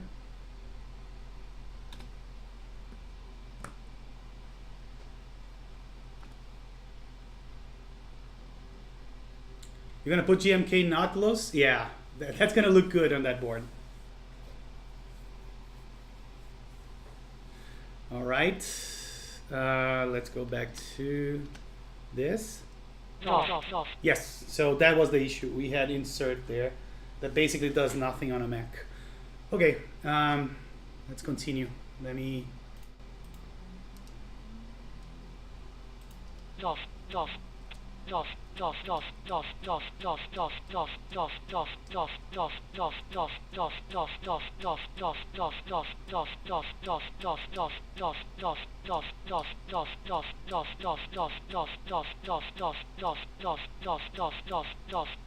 Yeah, this one should be function. So let me see if it, yeah, it changes the audio. So I think we are good programming wise. Yeah, it doesn't do anything on a Mac, as far as I know. Insert. I may be wrong. Don't take my word on it. Okay. Oh, so not having the fan on is a huge plus.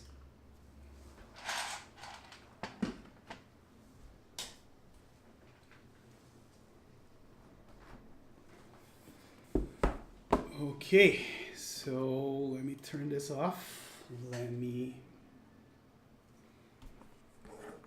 zoom out a little bit so we can start assembling the case.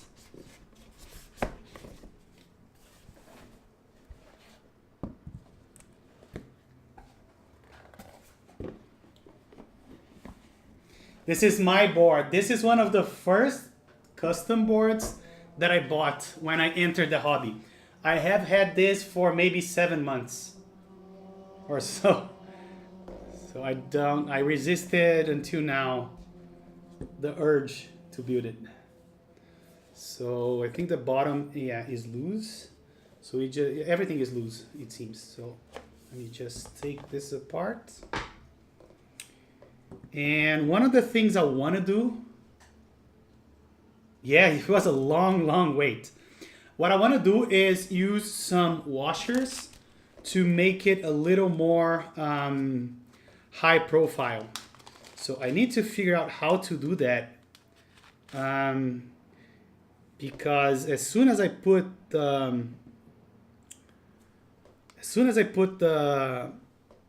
plate here, those things are gonna move everywhere. So I don't know. Did you guys hear about this? Like people putting those washers to act as gaskets. That's what I would like to do. I don't know if I should glue them there, or maybe I should try some light glue that I use for 3D printing. Maybe that will do the trick. Let's try that. This is not a good. Yeah, that was a long wait because I wanted to get to. I consider this board, ouch, very special for me. So I wanted to figure out which switch I liked before doing it. So that is the reason why I didn't do it before.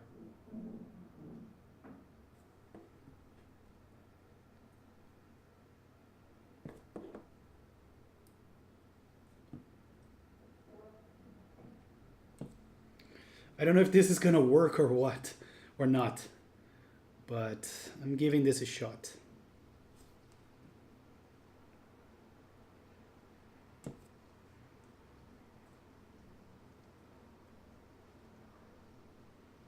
Top case, plate, the rubber thing.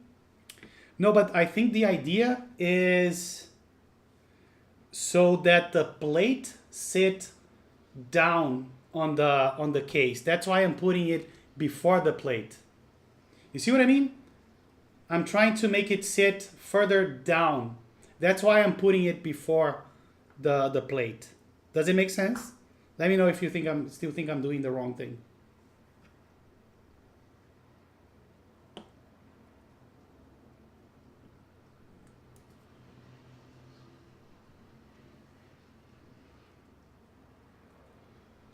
Yeah, I also think it's right.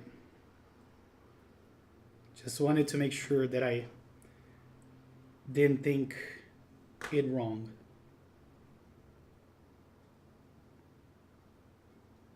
So I guess I can zoom in so you guys can see what I'm doing, right?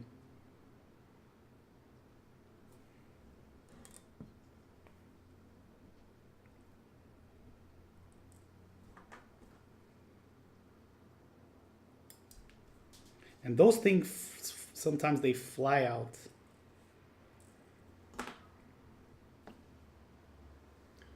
this is what I'm doing. I'm doing a light coat of glue and then putting them on the right place. Those are not metal washers. Those are rubber washers. They are rubber.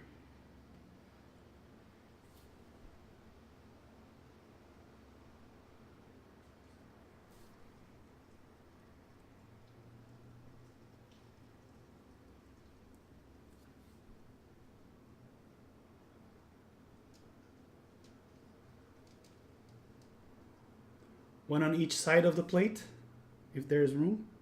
Okay, I may as well do that.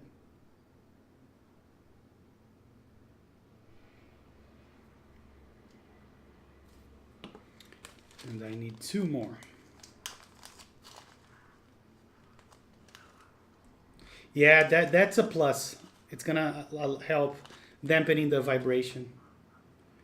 So it's almost like a ghetto gasket mount.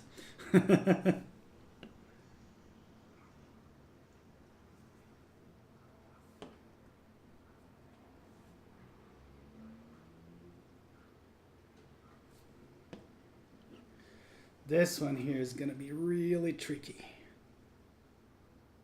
There we go. Okay.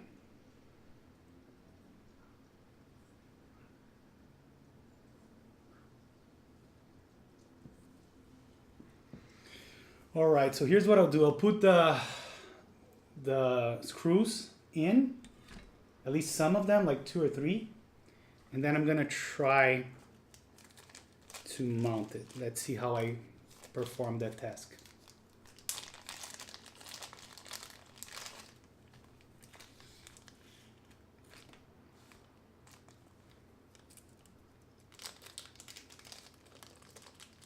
Or maybe I should line them up first. Yeah, maybe I should do that and then lock in some of the screws. Let's try that first.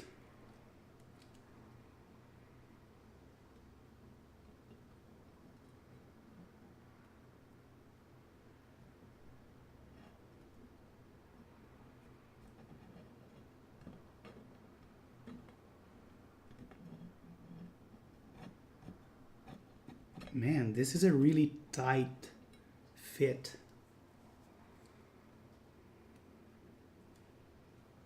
Am I doing it right? Is that the lower part? Yeah, because the USB port is on the right place. So let me move this slightly up so you guys can see what I'm doing.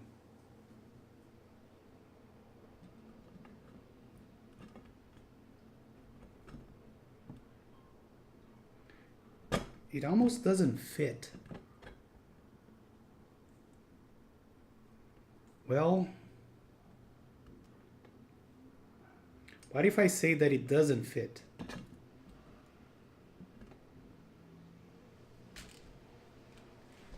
That's really frustrating.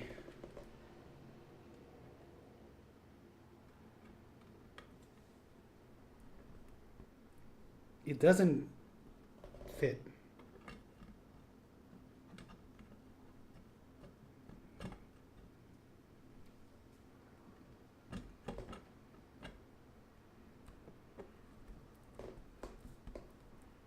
There's no way this is gonna fit.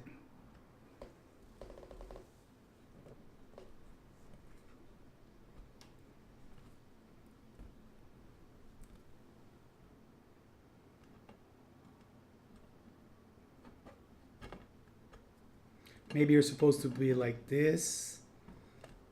Yeah, I think you need to do the front first because of the USB. Yeah. Let us pray. Now the gaskets are all moving because of that. I may not be able to do it.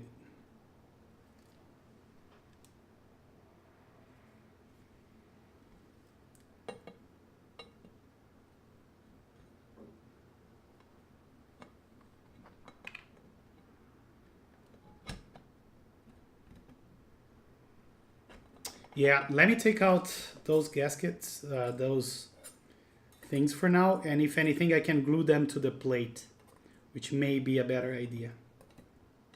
Let's see.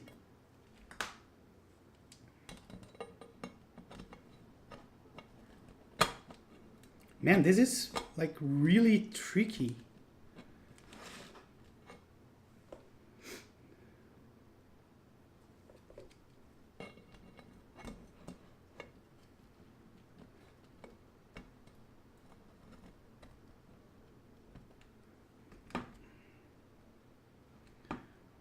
Yeah. So how do I, now I think I'll have to is try to put, yeah, the little things here. And I think it may work with maybe 2 or 3 of them. I don't need them all. So let me try to do that. Yeah, what the fuck is this tolerance? I know.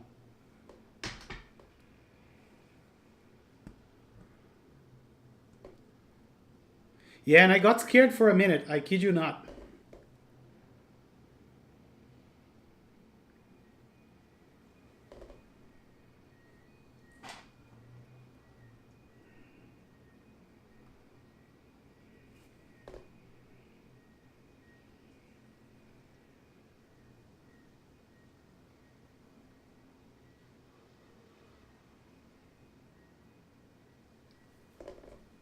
I'm gonna try to do 2 mount points here and here and see if I can get away with it.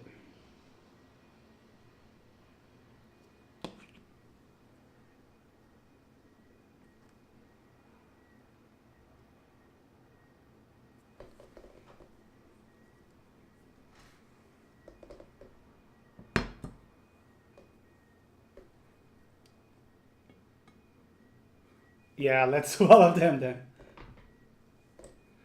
I thought that some flexing would be good. That was my reasoning. But maybe I'll do all of them.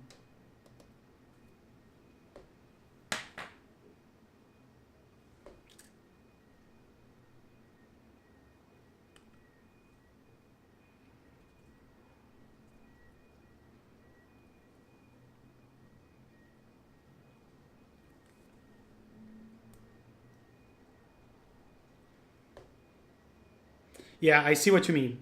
And I agree. And I don't know if you saw it, but one of them already moved. This one. So it's probably nowhere to be found.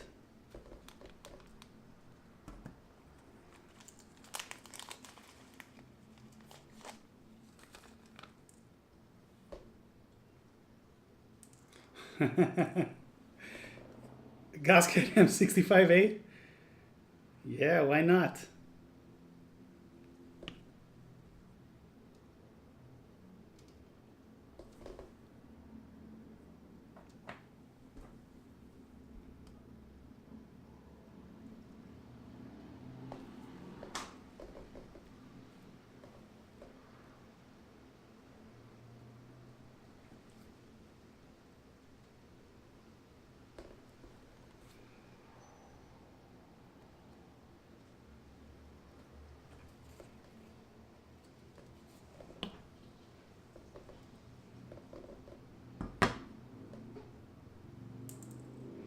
Yeah, one of them was not glued well. Oh no, I think it was one of the previous one. They are all here. So now we pray again.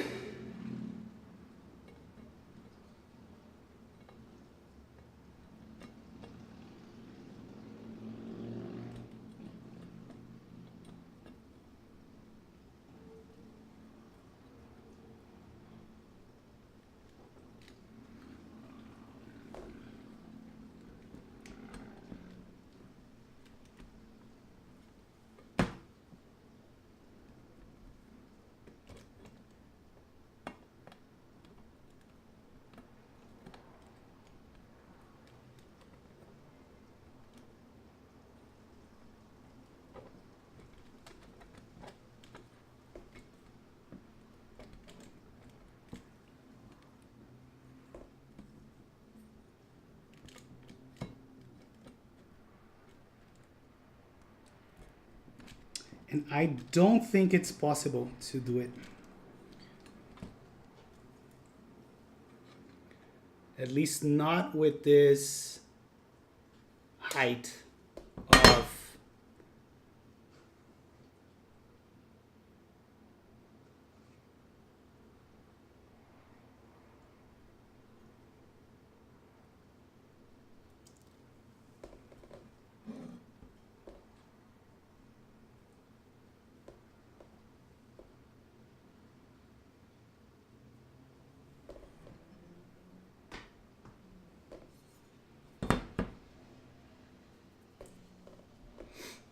gonna try it one more time.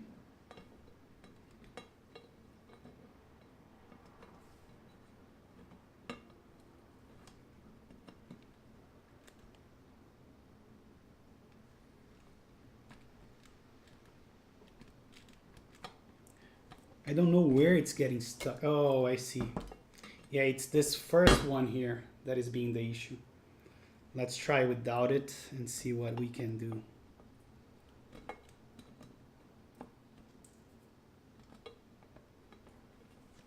Because it needs to slide in, you see? And now all the other ones are okay, except the first one. So let's see how it looks. So we have one. Yeah, it looks like, with the exception of that one, all of them are in place.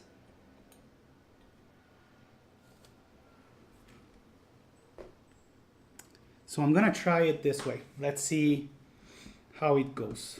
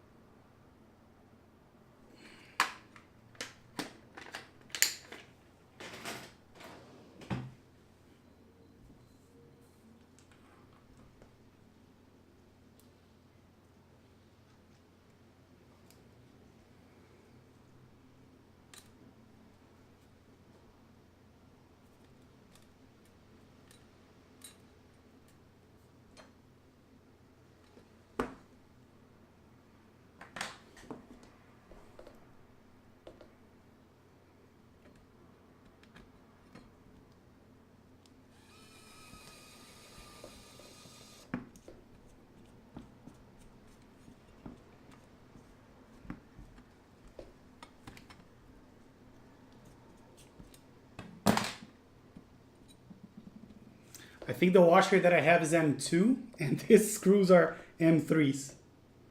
So I think we need to abort this mission. Damn, that is unfortunate.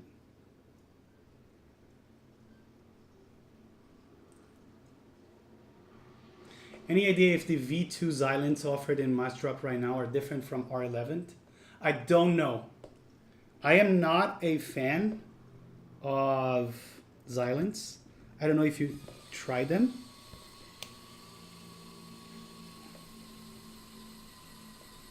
Yeah, even if forcing it to try to enlarge the thing is not working. So I think we're gonna have to abort this mission, unfortunately.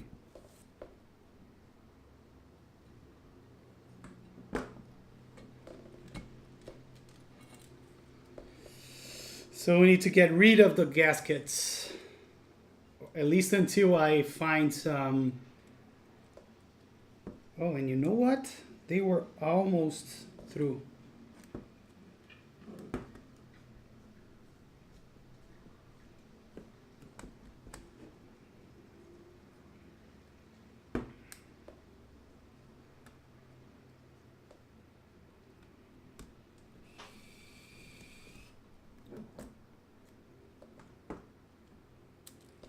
So I don't know. I don't know if anyone on chat knows if the Xylants that are being sold right now on mass drop are any different from the regular ones.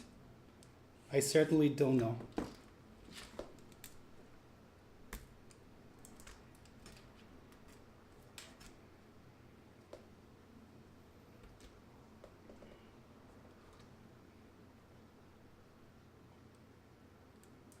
So yeah, we tried, right? We will not be able to do. Oh, I have another idea. What if we use the washers in between the screws? Like this. Let me try that.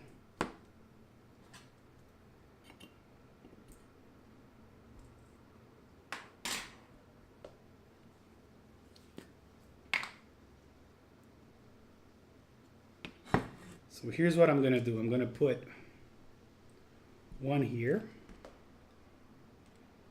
Or maybe here. Man, this is hard.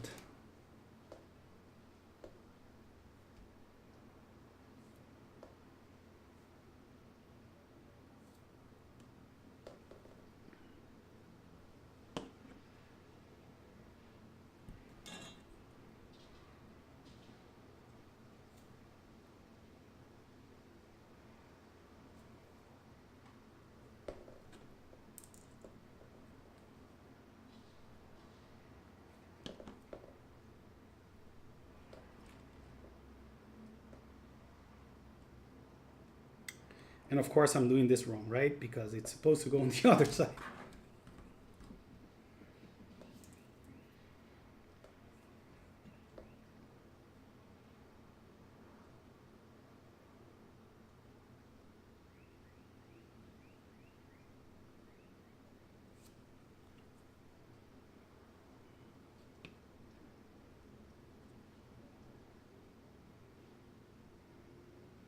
Exactly, that's what I thought.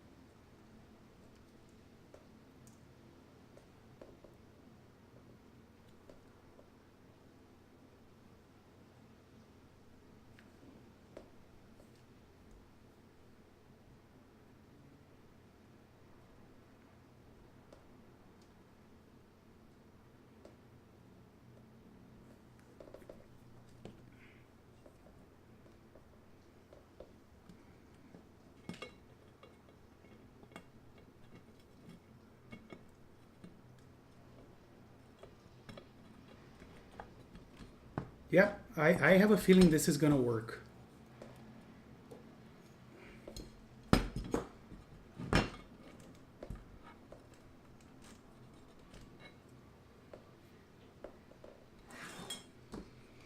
Let me add now some to the bottom.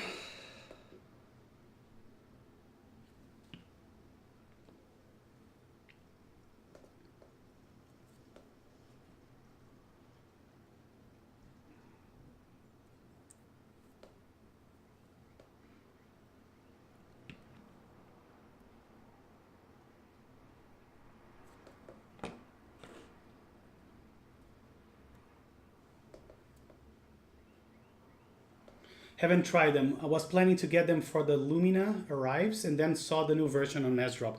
Yeah, I didn't even see them.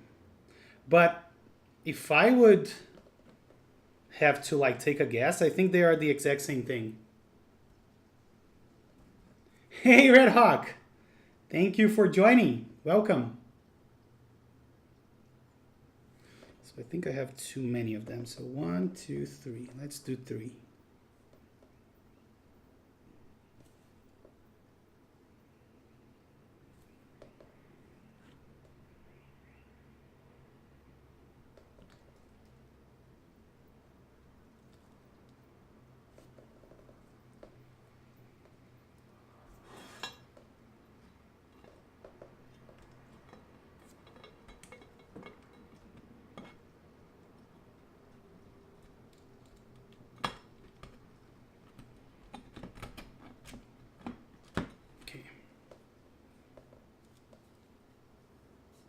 Looks like they are in place except for one here. Nice, and it added a little height.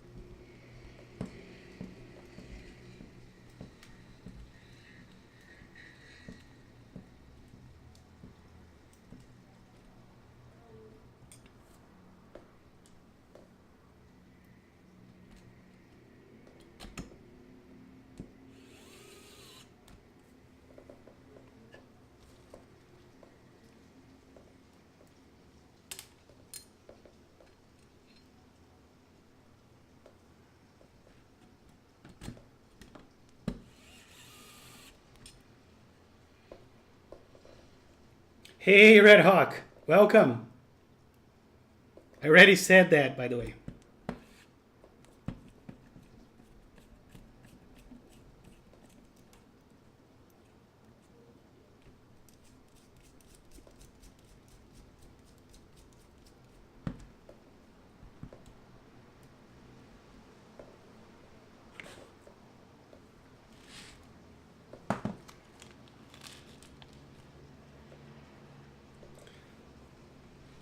That's the Brazilian beefcake voice, yes.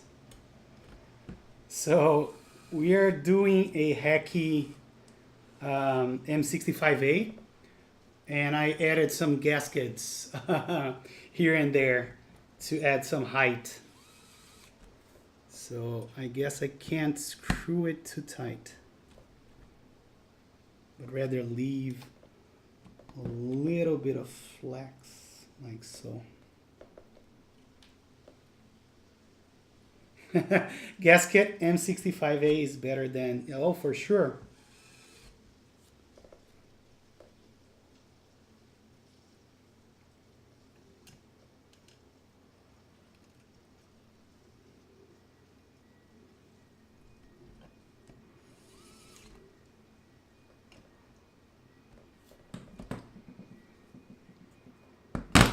Oops.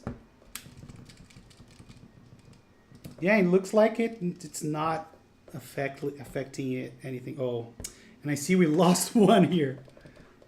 I'll need to try and put it back. Okay.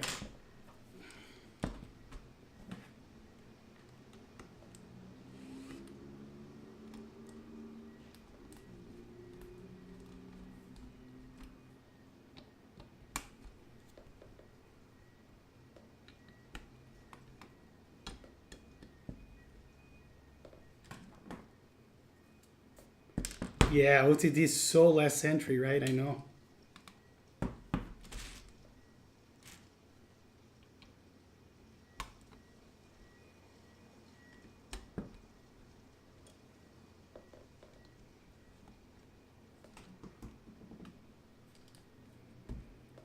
Yeah, this one, I don't think I'll be able to put it back because it's the one near to the... I don't think I will be able to take it out as well, which sucks.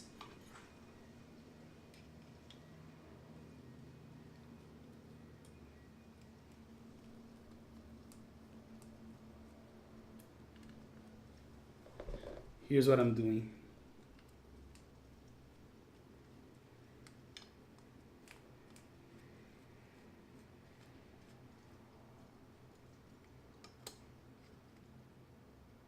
I almost got the gaskets, Davines.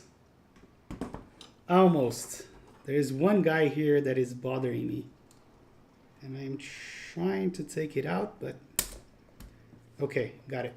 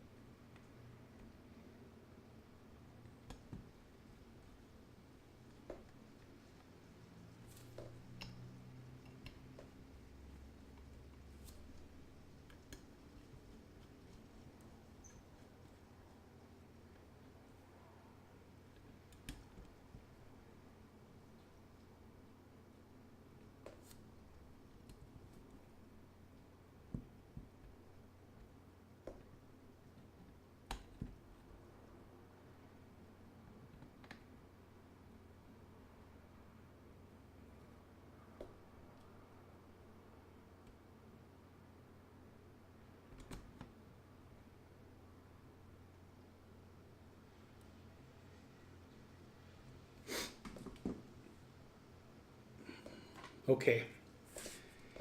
Oh, I forget to tie this one.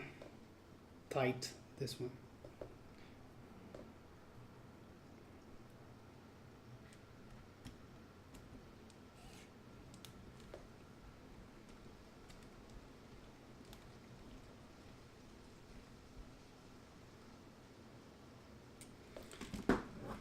Okay, now I did get the gaskets on.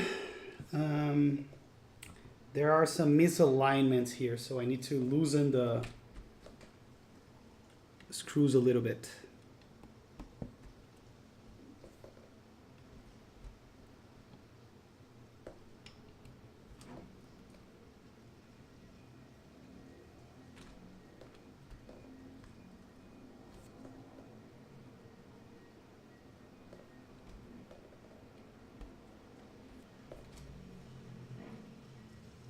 Okay, the top is almost decent.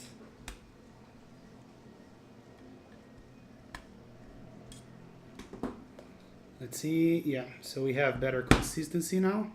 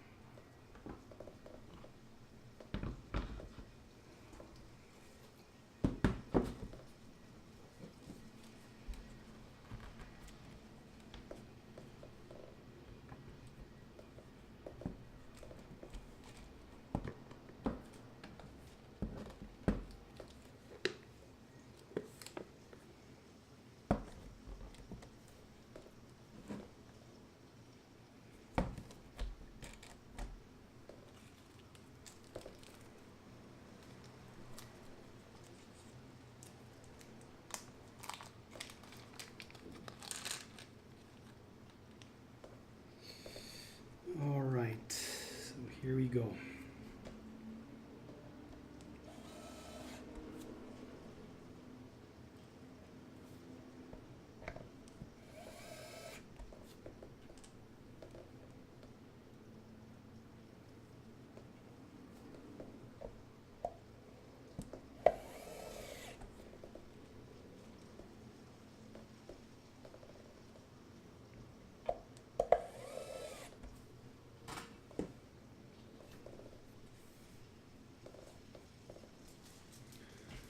Now it's time for this beauty here. Oh, before we do that, we need to do the side. So let's do this first.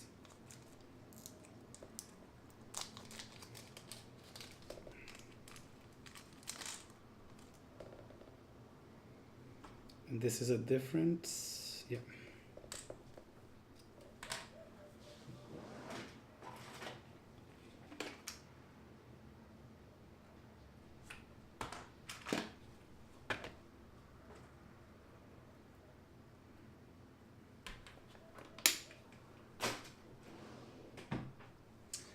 I am using a ES121. That's an automatic, and I really recommend this screwdriver. It's really, really good. Makes your life a lot easier.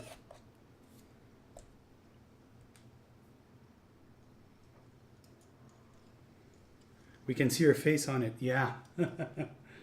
Look at my chubby face.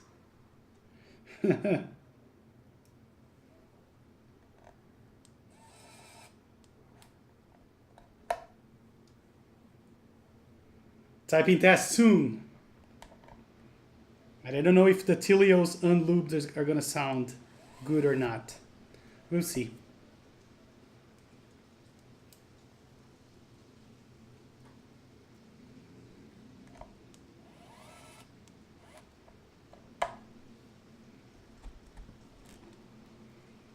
Let's do the side screws.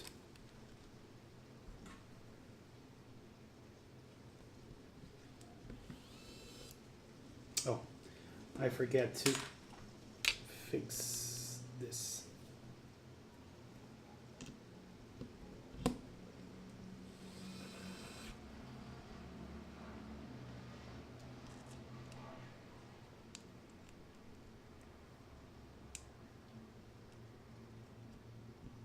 Doesn't work out and looks super cut, but calls himself, yeah. And fun fact, I went back to the gym today after 6 months without being able to go. So I hope that now I start to lose weight again.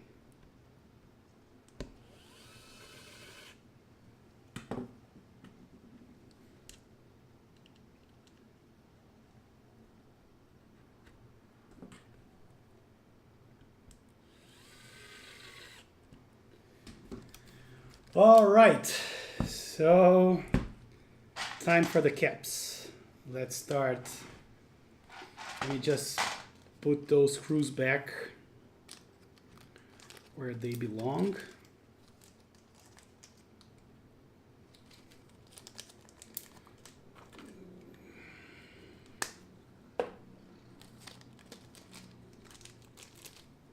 Oh, I forgot about the feet. There is a feet.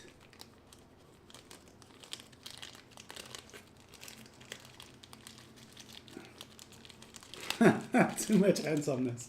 Right.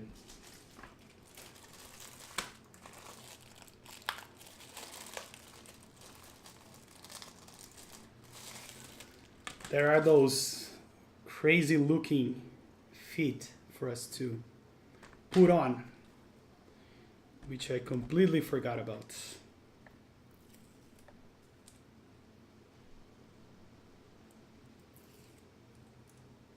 I'm not sure my heart will be able to handle it. You want to make me blush?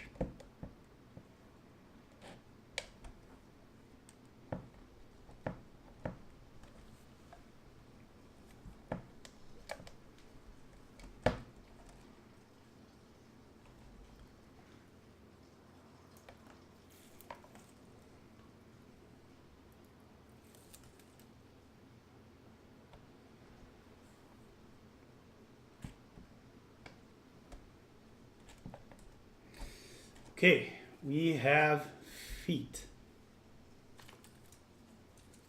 It says I'm not subscribed to you, but my Twitch Prime sub didn't come back. That's weird. That is weird indeed. Excuses. You're good.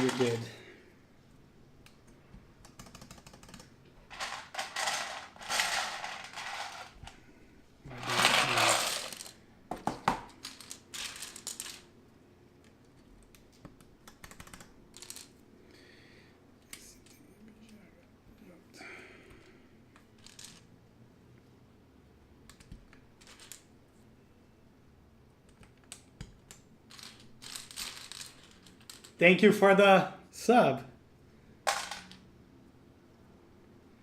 ZXCV.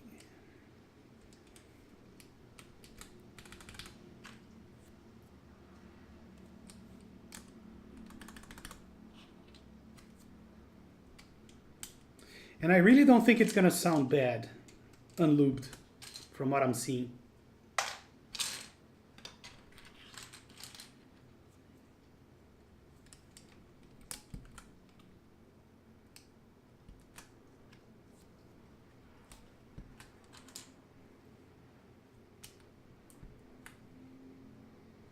Excuses are for pussies.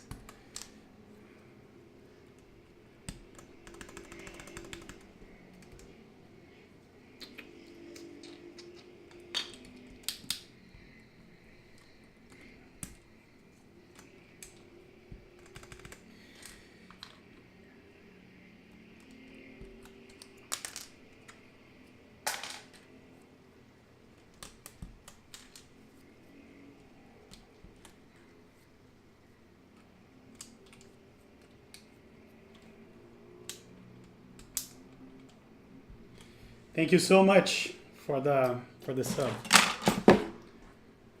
Red Hawk.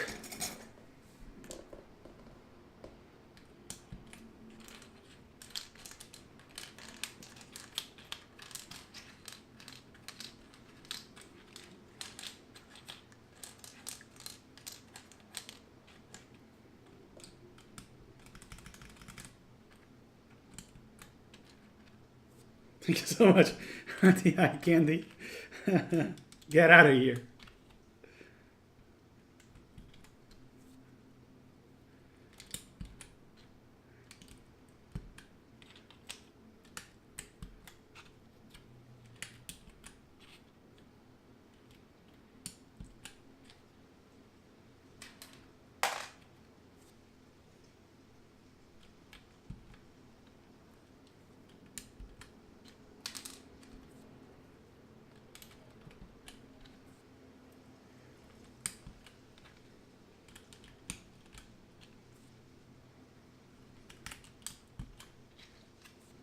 Yeah, HFO all the way.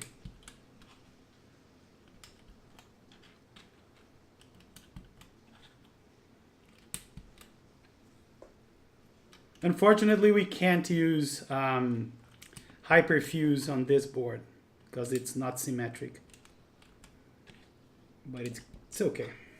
We'll live.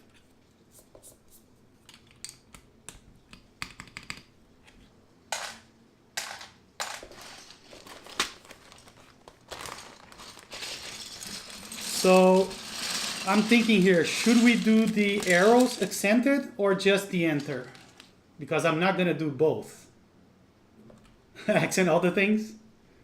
So I was thinking of maybe doing enter and then leaving the arrows unaccented, or we could do the other way around. So we'll see.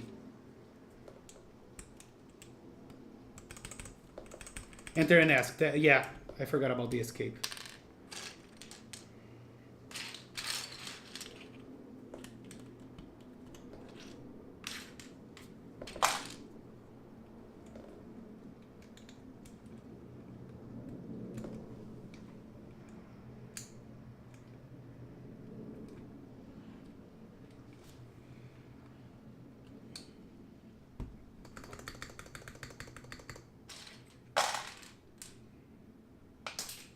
Oops.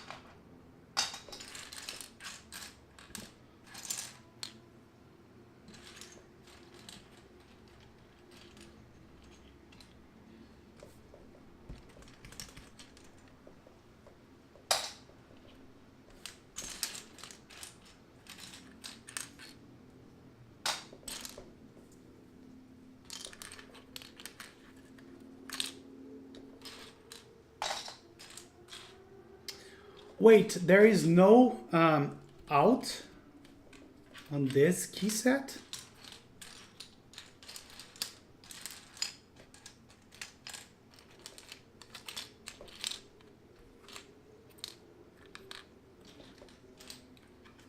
That's weird.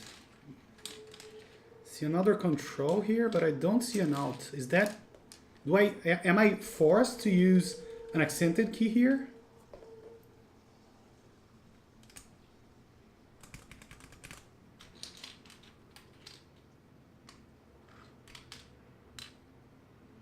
Near ISO enter. That is 1U. I'm looking for 1.25U. Yeah, here it is.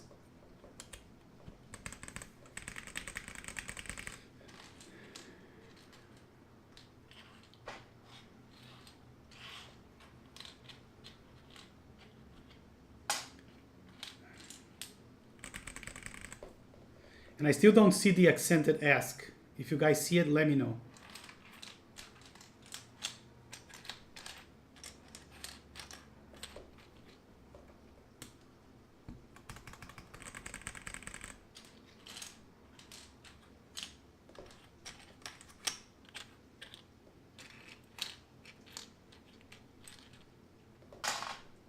Yeah,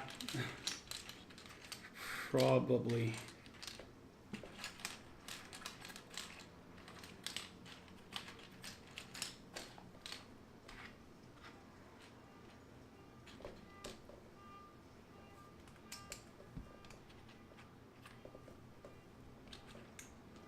Hold everyone. Howdy. Ashardalon. Thank you for joining.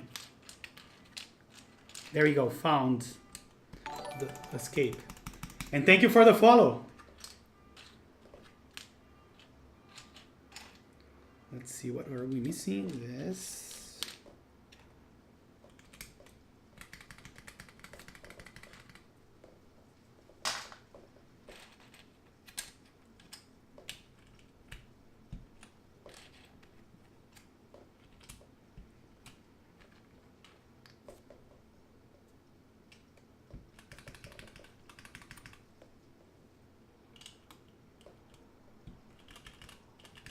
And I think I may, oh no, it's here. Okay, so I think I did home. Yeah, home, page up, page down, and end. So let me see which is the correct profile for and. That is correct. So I don't need ands anymore. This one seems to be right. Page down, page down, page up. I think this is the one. It is not.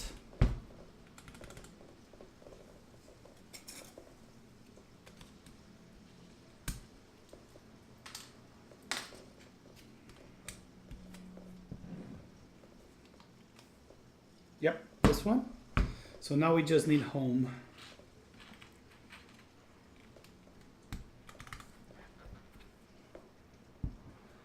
Glad I got in before the stream ended. I see Tealios or RAMA I watched. So you're in the right place. If I will ever build a board with ISO, that's a good question. I may. I was thinking about it the other day. And I think I may build you know, just to have one. And then I can use the, well, if I find an international kit, right? I can do a Brazilian or Portuguese keyboard.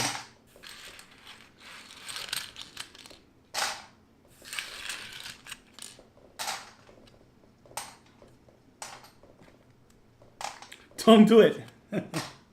Just one, you know, a cheap keyboard. Okay, so let's take a look at this. So the side profile is not as apparent as it normally is on M65s, which I'm glad for.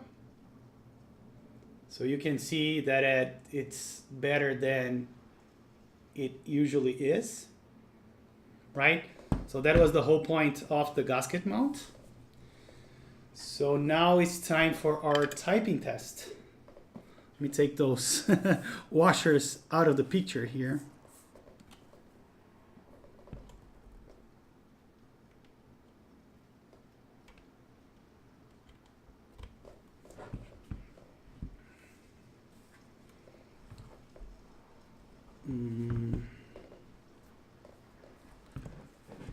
Oh, here we go, the LEDs. Bezel looking strong, hell yeah. Let me see. All right, let's do a quick typing test and then later on I can figure out the LEDs, the underglow. Okay.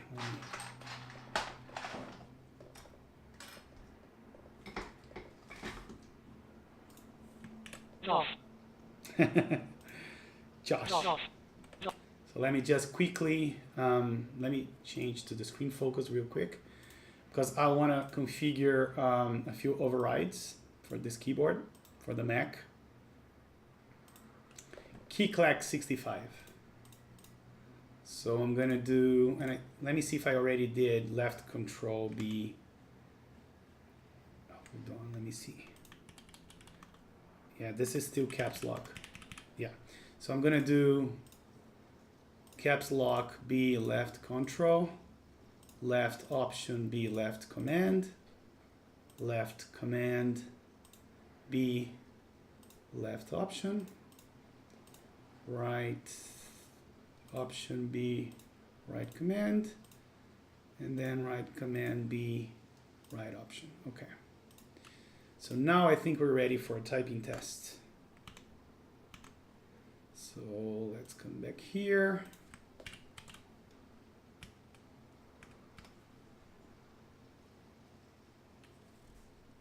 Yeah, they are large enough to see. Yeah, I think they are larger than usual.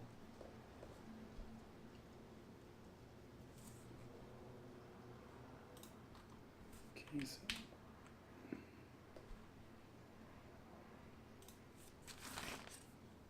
oh, hey, okay, so are you guys ready? Here we go.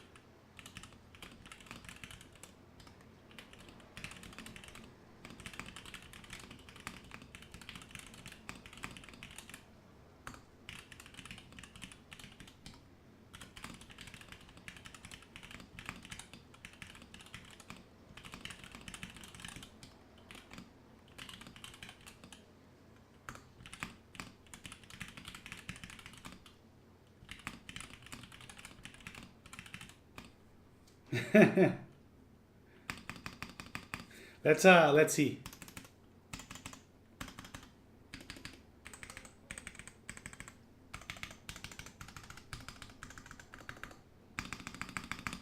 Yeah, I think it sounds really good. A little bit plasticky. I don't know if it passes through.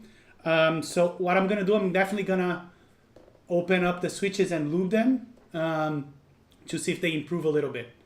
They are a little bit plasticky, but I don't think it sounds that bad. It is high pitched, so we can probably improve it a little bit. It isn't hot swap, but the plate, let me show you. The plate allows switch top opening. So you can basically use a tool to open the switches, all the switches, and loop them. I did that before. It's a little bit of effort, but it's definitely doable. Yeah, and I heard bad things about this plate. I think, but I can't. I really can't complain. I like the plate. All right. Okay. Anything else you want to see? Do you think you'll go into the Koyu GB? Remind me again. I remember the name. Let's see. Koyu keyboard. Why do you hate it? Oh, the RAMA Koyu. No, I'm not going to join that one. Basically because I already have this one. And I have a lot of 65% coming. I am on the CA62 on the Zephyr release 2. And I also got the Tofu 65%. So enough of 65% to me.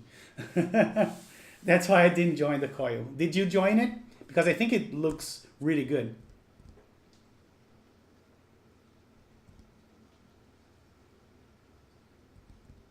Yeah, and I think that's a nice board from the experience that I have with my HHKB Tofu and the tray mount Tofu. I think they're really good. Zephyr, I'm Brazilian, so it's even worse for me. Trust me, it's even worse. So let me show you and I must say that it is a little fainter than I thought it would be. I don't know if I need to tweak it because basically I can't see from this angle. And I don't even know if I am doing the right keys here. Let's see. Yeah. So this is the mode. Then you have the increase. Oh, now it's better. Let's see if it goes through here. Yeah, but I think I still need to tweak it a little bit. Have you seen the Lumina GB? Dennis is asking on YouTube. I did. I joined it, and the guy that ran that group is actually on Twitch. He's a friend of mine, Telestron. I don't know if he's still here, but he was here earlier. And we are actually doing another project together. Let me see if I can show you that real quick. I don't know if you guys follow me on Instagram, by the way. If you don't, and you like keyboard stuff, I am always adding some pictures there. It's instagram.com/MrKeeps. And so this is the board. So I don't know if you guys saw this, but I basically 3D printed a keyboard that is called the Happy Fuse.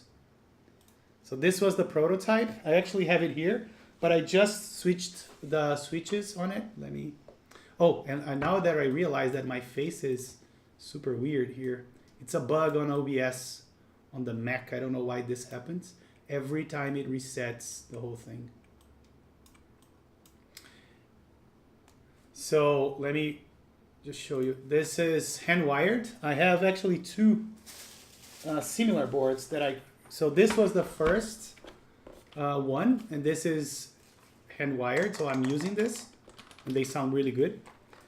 And so I did another iteration of that with the HHKB because Devness, was it you, Devness, that told me that I should do a HHKB version of it? Yeah, so I did the second one. Unfortunately, you can't see it now, but it is going to be hand wired as well, again, because it used to have Gretex. So I replaced them with vintage blacks. So I'm going to be rebuilding this. And so going back to the Instagram. So this was the first concept, right? The idea. And then I have been working with Telestron to make it into a real keyboard. So you can see a few of the renderings that we did. This was the first one. This is the polycarbonate version that we are thinking about doing. This is I just love this angle and this render. And then this is the white / possible Korean version of the board as well. So this is an ongoing process. I'm working with some PCB guys and whatnot. So how long did it take to print? It took around 20 hours. I think 21 hours total. Looks so good in white, right? I agree. Yeah, it takes a lot of time, basically because it is kind of massive to accommodate the space for the hand wiring. The final version is not going to be as tall. What was the inspiration for the layout? The inspiration for the layout was a video that QXP, the Quantrix, released about how to design a keyboard on Fusion 360. So I got that as an inspiration, and ever since I've been tweaking with, So I've been playing a lot with Fusion 360. And another thing that I did was this. I have a lot of those type arrays supports. So I was able to reverse engineer it. So I did this one keyboard version. And I also did a 3 keyboard version that is not, I won't be able to grab it right now, but I printed it in different colors and both on the, so here's a yellow one. It has my logo. Basically, I printed all the parts and then it's easy to put it together. And it's really strong. It doesn't wobble or anything. It's really, really good. So just as an example, I'm gonna put my Pearl here that is heavy. I have my LZ CLS-M on one of those supports. And the only reason I'm not gonna distribute this is because As long as I use it for myself, I consider it fair use, but the design is not mine, right? This is someone else's design, so I'm probably not gonna sell or distribute this in respect of the guys that came up with the idea. So yeah. But yeah, 3D prints are pretty handy. Another thing I'm playing with, and you guys may be the first people to see this, I'm trying to come up with a plate, a printed 3D plate that you can put on the bottom of your switches to allow to do hand wiring a little bit easier. So the idea is to have guides for the diodes and then guides for the wires in this direction, right? So basically you turn it over and you put the switches in like so, and then you just need to solder the diode here and hopefully another wire here. So that's another thing I'm playing with. Still on early phases of the design.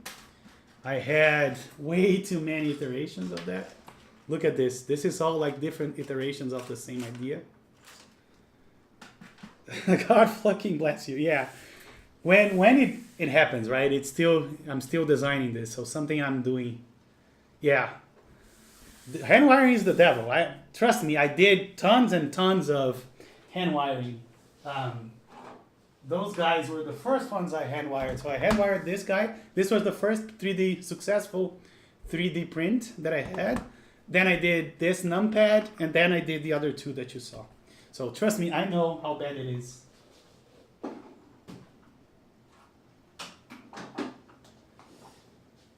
So yeah, my idea is to create something that will make our lives easier when it comes to hand wire. Let's see what I can do.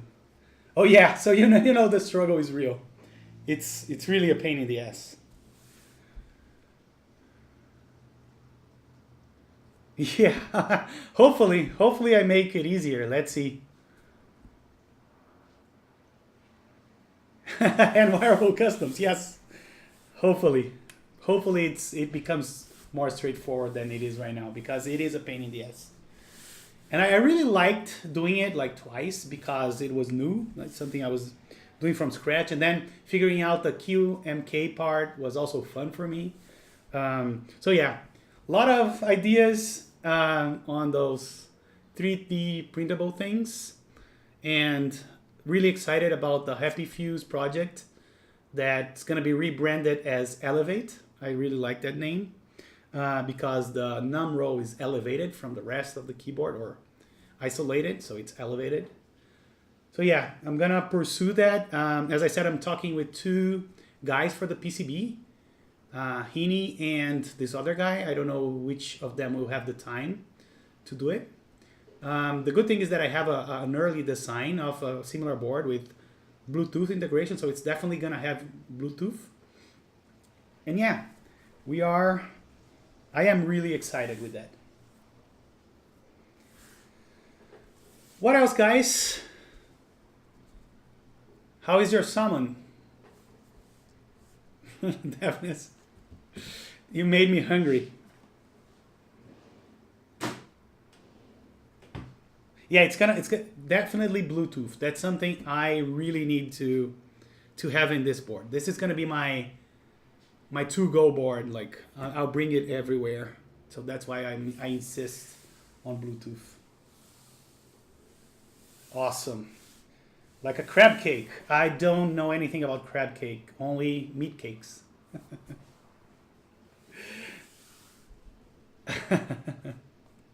All right. I wish I could trade out my MX Silent Reds for yellows in my Tata Reap. Oh, okay. The layout is super nice for Happy Fuse.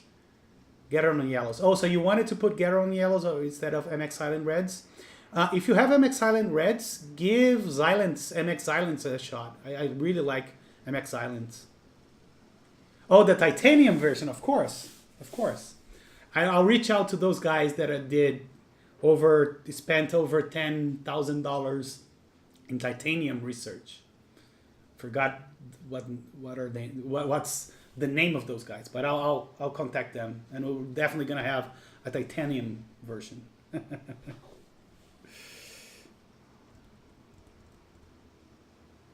Yeah, so pay attention because there are the Xylants that are switches that are ready and they are tactiles. I don't like those very much.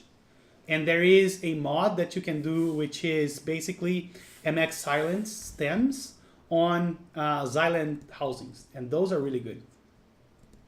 $1,300 hyperfuse, yeah, happy fuse or elevate, yes. You can still call it Happy Fuse. I didn't disclose the Elevate name yet. So it's officially it's still Happy Fuse. What else, guys? I now need to go eat something because I don't have salmon. But I do have some tilapia, which is promising. I may have some tilapia now. Anything you want to see before we go? It is. I really like tilapia, yeah. Oh, fish tacos. Yeah, silent red stems in Zealio housings, or you could use Xylent housings or even Alias housings. I think that's the cheaper version of the housings that you can get from KBD Fence.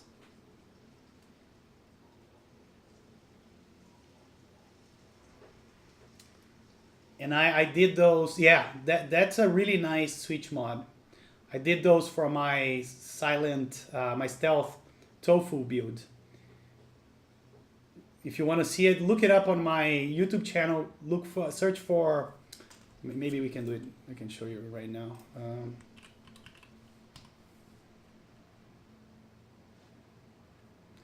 If you go to my channel here.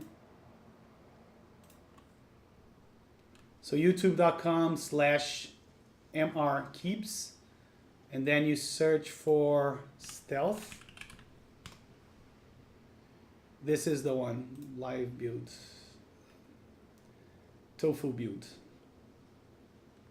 So I did not finish because I'm waiting for the Matthias stabs. They have been shipped, but didn't arrive in Brazil yet. So that's what I'm waiting for. They should be here between 1 and 2 weeks. So I am super excited for that. You have no idea. I never did an Alps build so far. But yeah, I'm gonna definitely do a stream for that.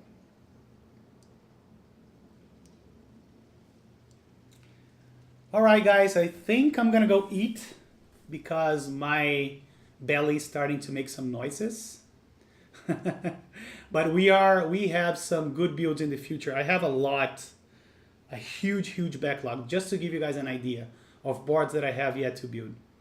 I have an ALF X2, I have the E6V2, I have the LSJ Ares, or whatever the name is. I have, what else? I have more. Don't even remember, but those are, I think, the highlights. I actually have a small list. So let me switch back. So let me see. I had the M65-A, which is done. I have the ALF. I have another Pearl to build. I have 2 Iris, the Centrac X60 that I need to redo. I have the Alps. I have this X60, the E6V2, and the LSJ Ares. All of his own stuff. There you go. Yes. So next week I may do either an Iris build or one of those customs, maybe E6V2, I don't know yet. Also can make his own boards if he runs out of... Yes, I'm gonna just print them and do them on stream. There you go. God's here. Oh, guys. You make me laugh. But yeah, I have a lot of things for us in the future. Probably gonna try to pick up again the rhythm of 1 stream per week at least, not counting the unboxings. So yeah, this is it. Anything else, guys? Before I go cue what's killing me? At that rate, Mr. Keeps is making new board designs. He's going to be the next OTT. I wish. I wish. I don't know if I have. Let's see what the experience is with this first board. I never did this before. So even though I'm going to count on Tealios to help me, right? Jungsem, yeah. The Brazilian Jungsem, yeah. Thanks, Dennis. Thank you so much. Yes. All right, guys. See you on Discord. Thank you so much for joining, and have a good one. Take care. Bye-bye.